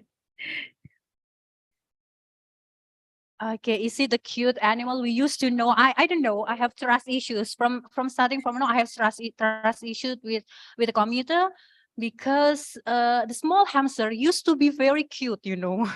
Chatham. Oh. Okay, we get the Chatham. Chatham. I don't know how to pronounce fish.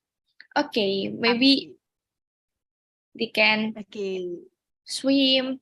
Oh, guys, it's a lion. It's a hamster with the lion body. Okay. Oh, Who would have guessed it must be lion? All right. Next question, please. Okay, we can move to the next question.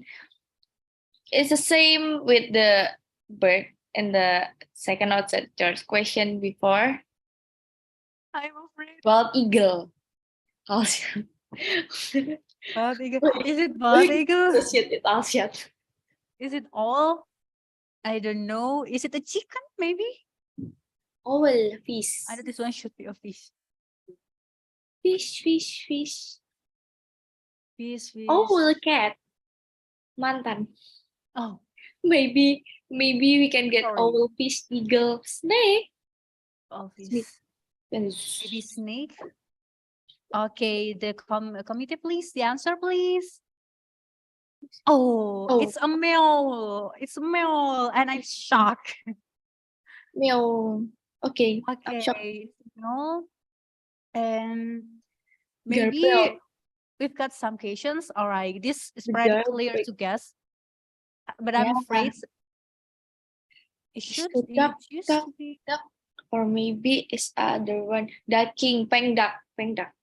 Okay. We can guess quick. Maybe we could straight to the answer. It's a horror. Okay. I'm done. I'm done with this.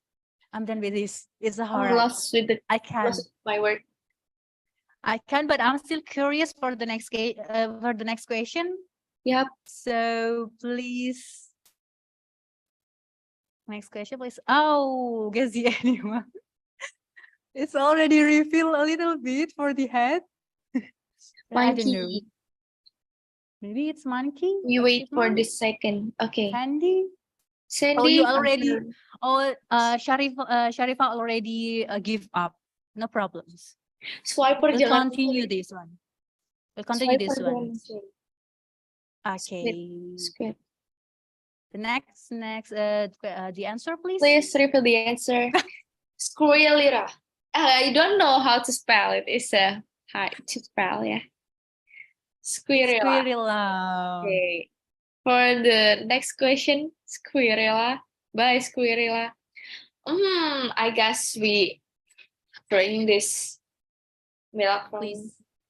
They should Oh, be Mila. the right answers. Like, please, God make it the right answer. And please, coquette. Everyone have no clue for the answers. It's twisted, yeah. We I know don't want that to be it's twisted. tricked. All right. Maybe for the answer, can you reveal to us the truth, please, committee? Oh, it's a cow. Okay. It's a They're cow. really cool. It's a literally a Really? cow. Okay. Really, really cool. Normal cool. And I believe it's produce milk too. Okay. Yes. And the next questions, please. Or is it the last one? Or maybe the last one. Oh, it's the end. we I reached don't the believe last it's the last question. questions. Okay, thank you for participating in this twisted question, twisted championship. So thank you so much for the question and the answer and your enthusiasm for this session. And everyone here is the winner. Yeah. Yay! Congratulations for everyone. I believe that you've got every single questions wrong, but it's fine because I like Squirrela. That's one is my favorite. Okay, and okay, congratulations once again for everyone. I will really enjoy these games. Anyway, since we have been relaxed and ready for the next agenda, we give the floor back to the moderator for leading the next sessions. To Mr. Arief, the time and screen is yours. Okay, thank you, the MC. And now we are going to break out, yeah, break out room. So I please you to come to the breakout room.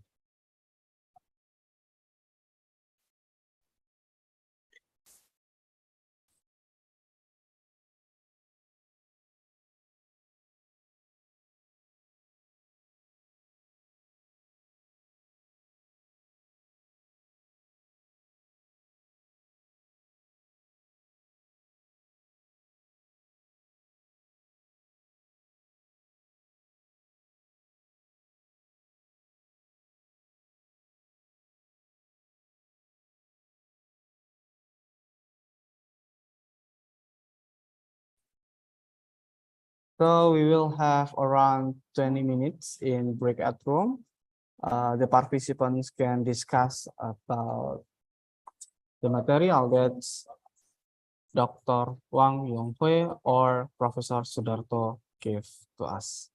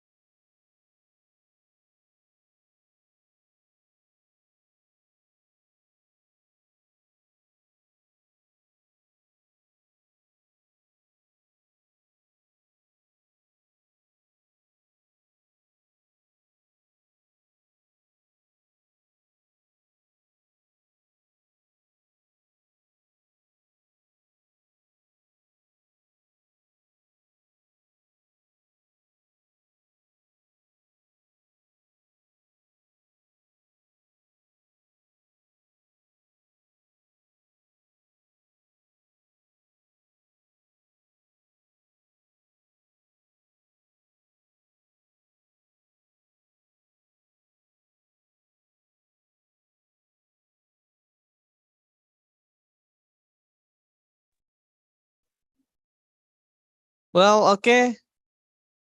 We have come back again in main room and in your breakout room. I think you have great discussion with with the participants other.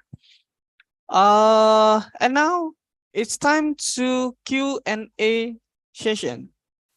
And Professor Sudharto say that he is very sorry because he has another agenda. So Professor Sudharto cannot attend in this Q&A sessions. But it's okay. We still have Dr. Wang Yong. So anyone want to raise your questions? Please raise your hand or you can type in the chat box.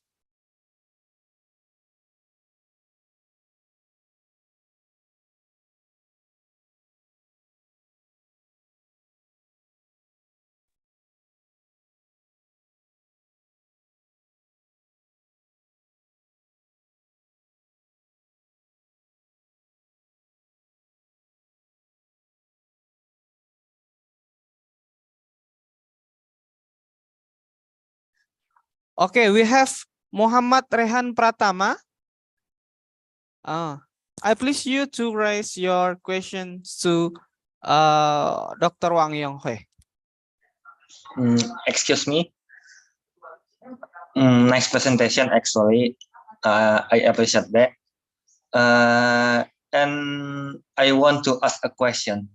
How has the cooperation between Indonesia and China on environmental issues been addressing excessive consumption that continues to harm the environment comprehensively? Thank you.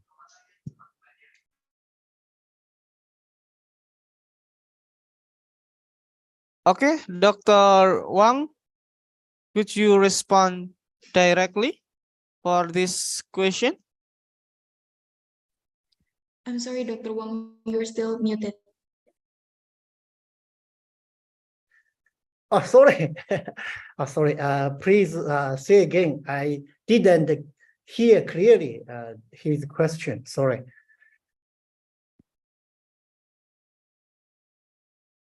Okay, Mr. Muhammad Rehan Pratama, could you give questions Again, his in question, detail, sorry. in Repeat. short sentence? Okay.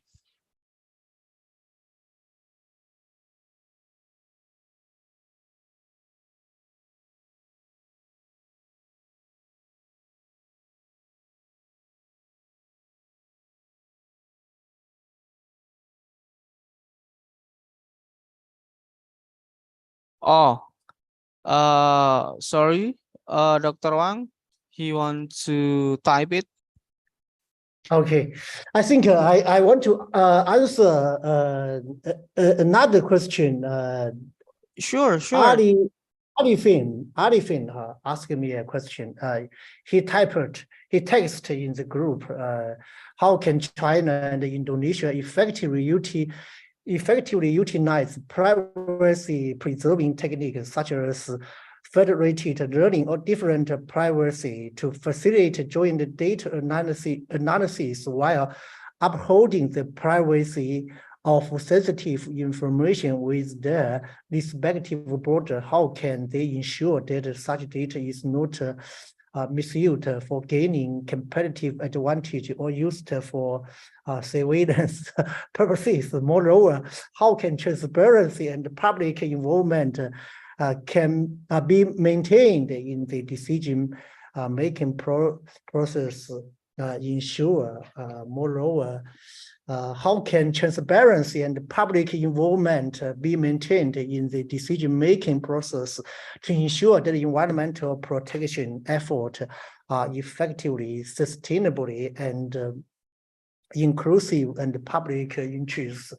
Okay, I think there's some questions, not just one questions, and but the question I think are very interesting and very significant, very useful, very meaningful, and I want to make a general response for that those questions. For example, how to effectively two countries, Indonesia and China, effectively utilize privacy preserving techniques. And for my personal, I think, for example, I can understand your question. Maybe just like some people criticize, particularly America, USA, and some Western countries, they criticize China. For example, TikTok will use private information for surveillance, and but here I want to make an explanation. In China, once you go to the street in the big cities, you will find everywhere there are cameras.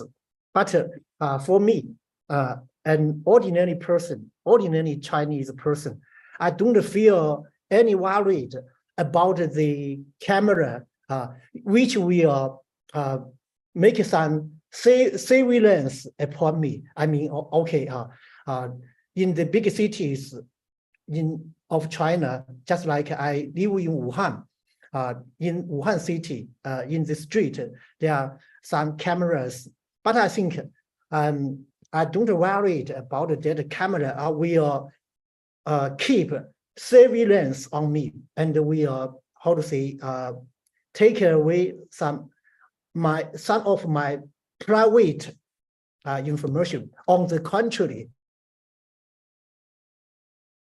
in China, big cities, you will feel very secure. Even a girl, in a single girl, to come out in the very late evening, you will feel, oh, you will very secure. You don't worry. You don't need to worry about your security. Don't like when I studied in UK, in Cambridge, I went to London. I went to Paris, capital of France, and many European cities. I didn't dare to go out in the night. Don't say in the midnight, in the very late, even in the very early evening. I didn't dare to go out, for I was very worried about my security. This, I think, you should look at this positive way. So-called privacy violation, but for my ordinary person, for my personal idea, I think for personal information is useless for a government, because most ordinary people, most ordinary citizens of a country, they are not the politicians. They are not a big boss or big guys who can change the country, who can make a policy decision of a country. For most of individuals, our so-called private information is useless for the government.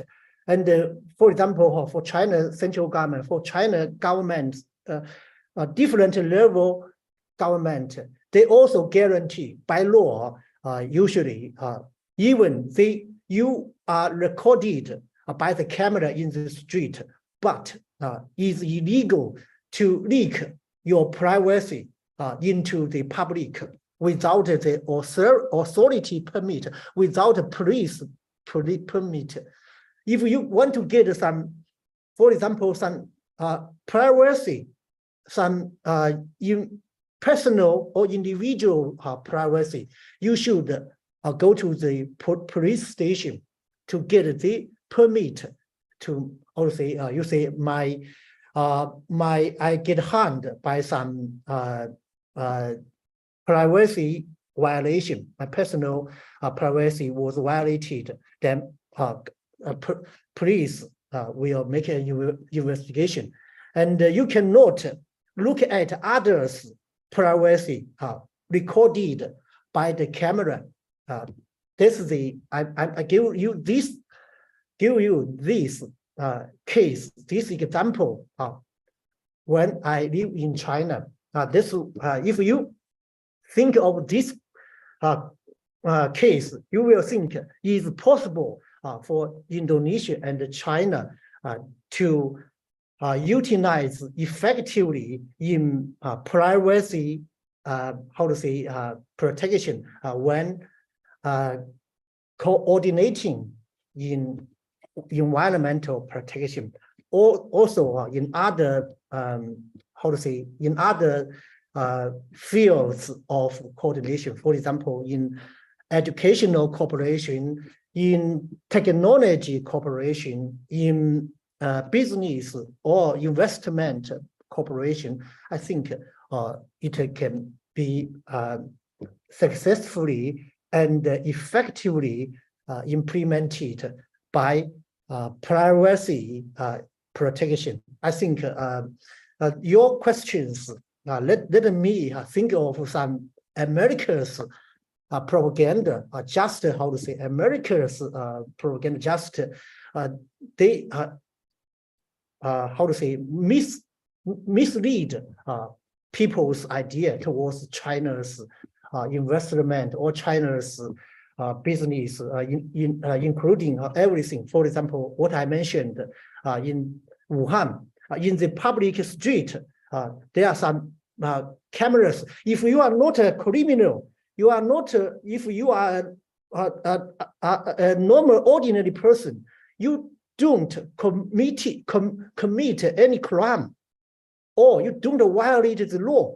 We don't need to get worried about the camera or so-called privacy violation, because for the government, they have law to protect your privacy information. And for us, we will say, oh, we are under surveillance by government.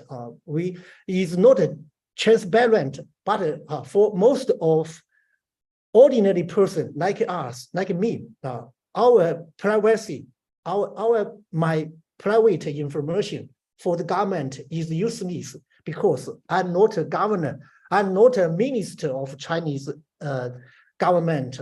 Yeah, who cares of me? Yeah, if I don't violate the law, the government will protect my privacy. I don't worry. Oh, maybe they keep surveillance on me. I think, yeah, it's okay. Please keep an eye on me. But also, I get security.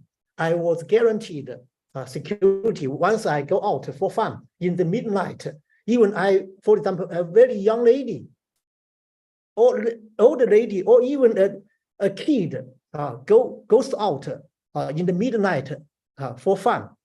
You don't need worried about security.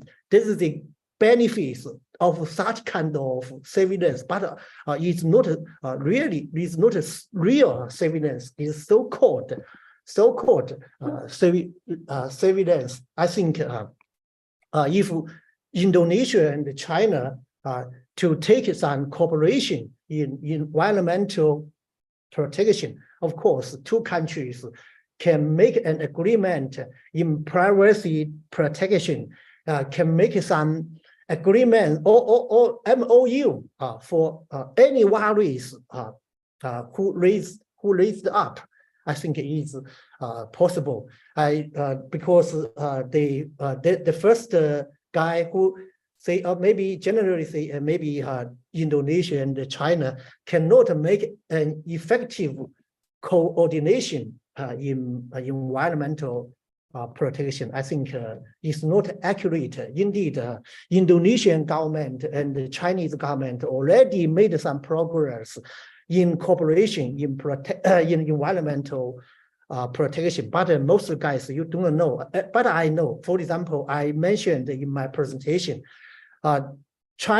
Indonesian government and the Chinese government is together established some high-tech park in Indonesia, including many industries, for example, coffee and tea and palm oil industry and so on. Chinese government offer some high technology and also offer funding to Indonesian government, then solved some employment opportunity for local people, and also to protect the environment. I think already 2 countries already made some progress, but most guys maybe they don't know. They say, "Oh no, it's impossible."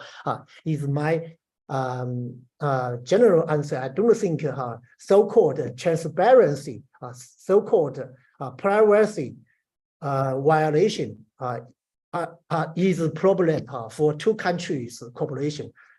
If guys, you studied or live in China for some years, I think you will have more experience about what I mentioned. For example, you don't need to worry to go out.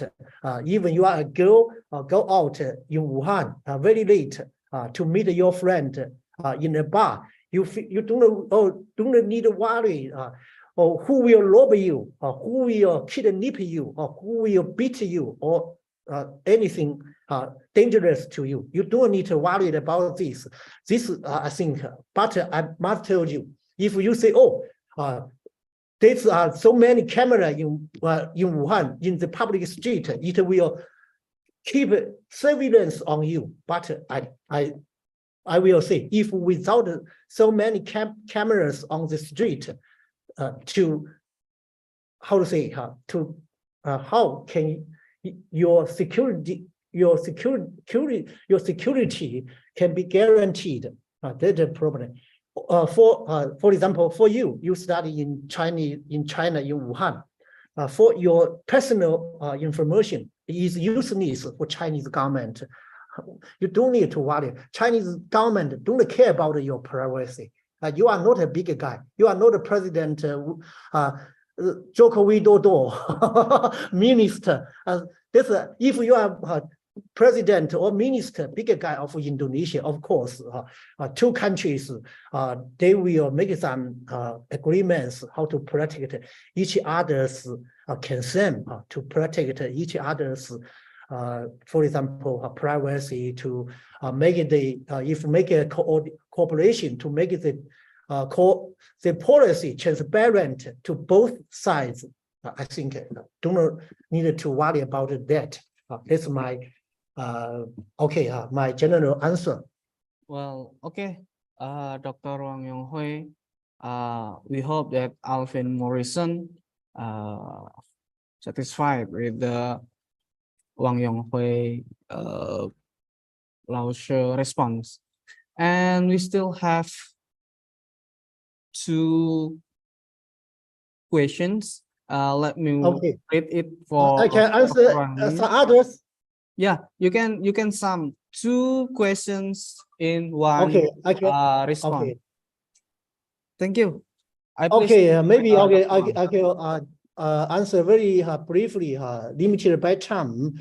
How has the cooperation between Indonesia and China on environmental issue been addressing excessive consumption that continue to harm the environment comprehensively?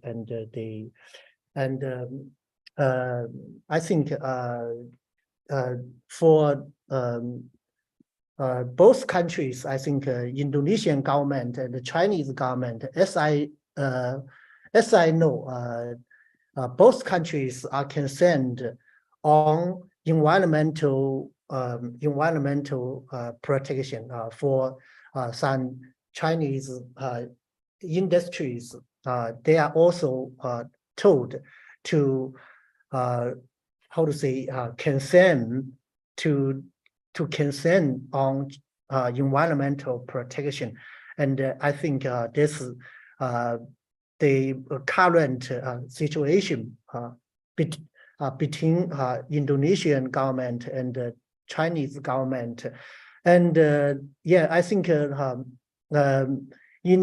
I'm optimistic the environment protection will be improved gradually. Maybe some problems, some issues cannot be solved immediately, just like what I mentioned in my presentation. When China began its reform and opening up a door in 1978, China just focused on economic development, and China also suffered huge pollution and environmental disaster. But nowadays, China's economic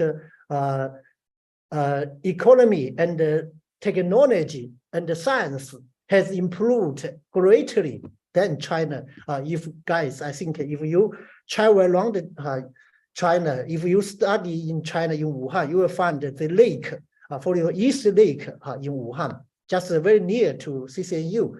The water, the trees are protected very well. I think in Indonesia, I think in the future also can do very well in the future. I think in Indonesia also have a very brilliant future for environmental protection. Just we need some patience, step by step. We cannot solve the problems immediately. And then another question, and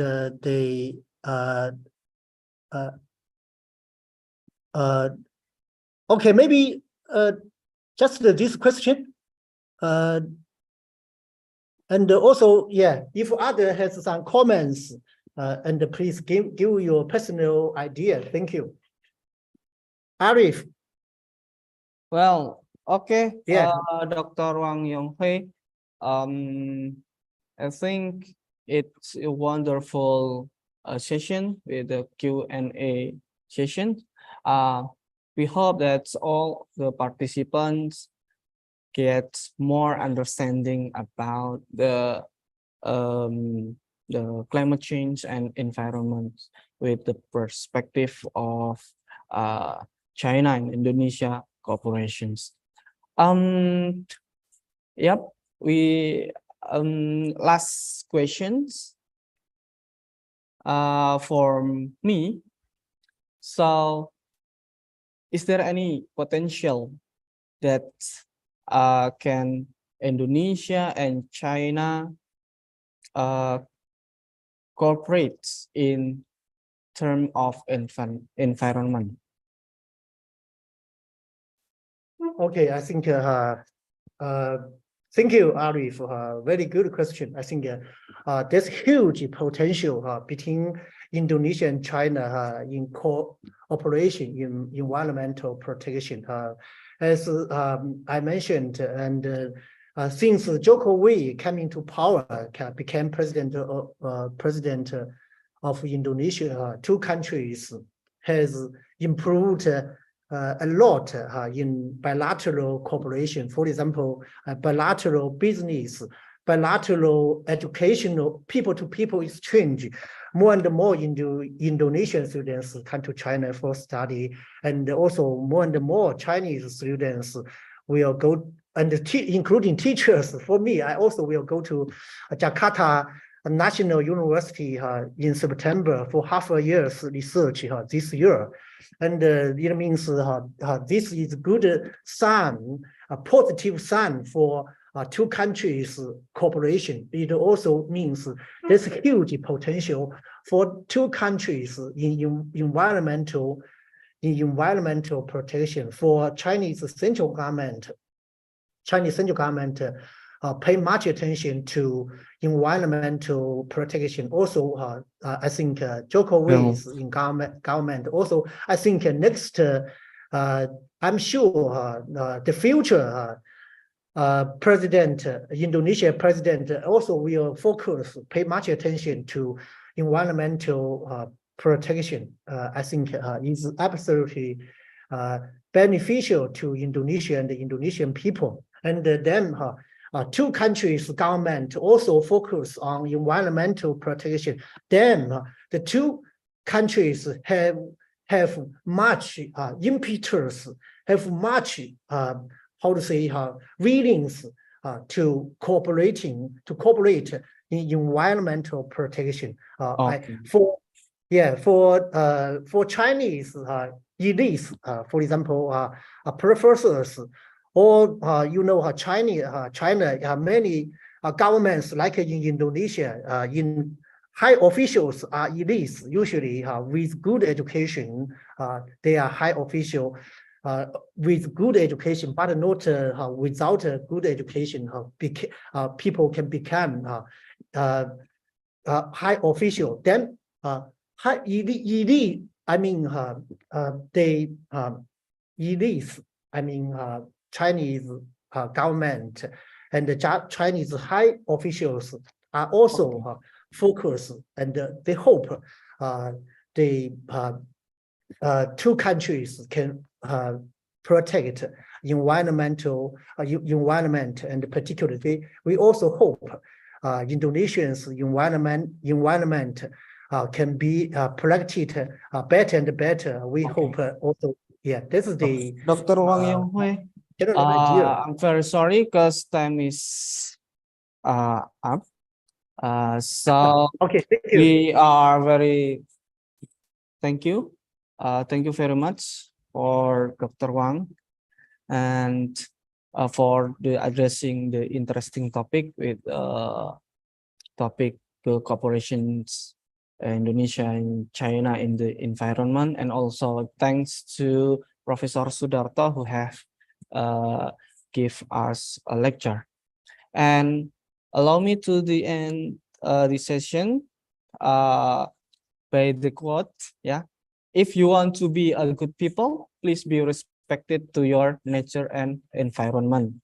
And thanks very much for all participants. I'm giving back the time and screen to the MC. Thank you so much for Mr. Thank Arief, you.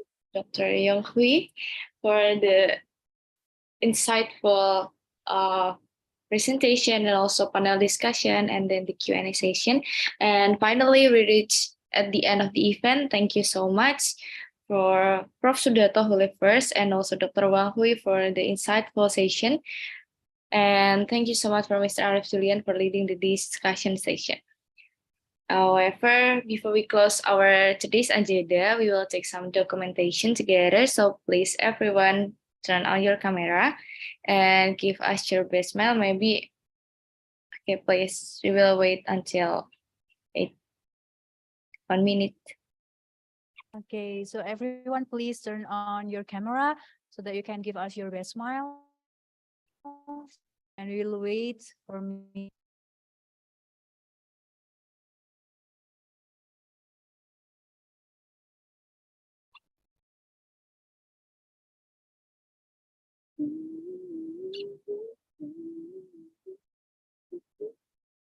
All right, everyone. It seems like everyone is ready. And we've got 3 slides here. So the committee will take screenshot first. Like, ready? For the first slide, please give us your smile, please.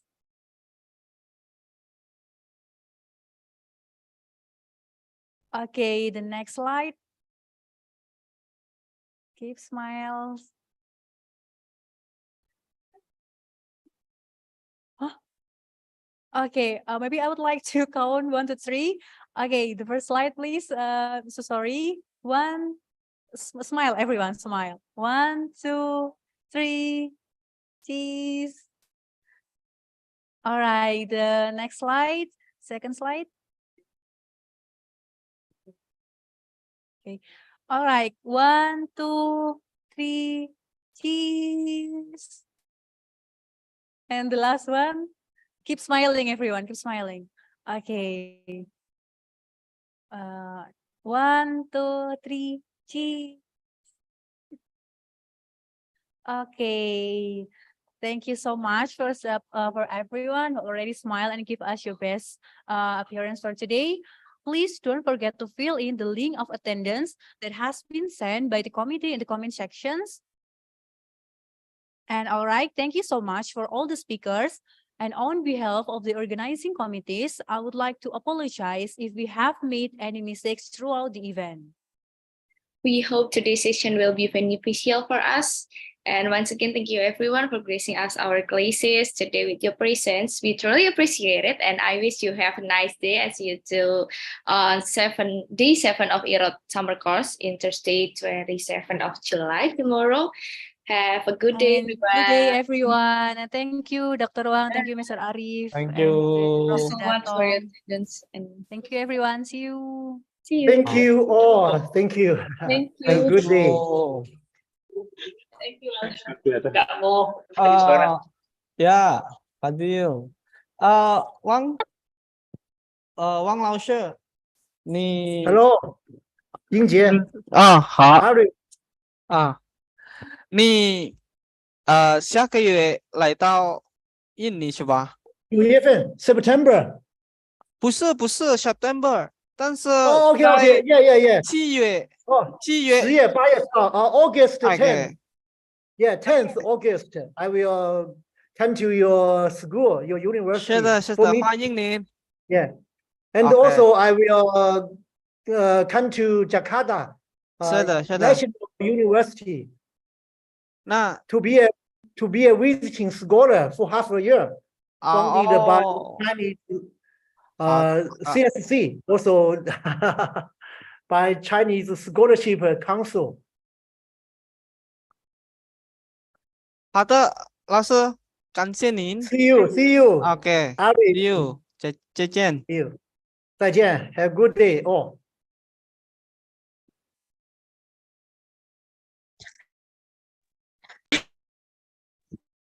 谢谢老师，再见，谢谢。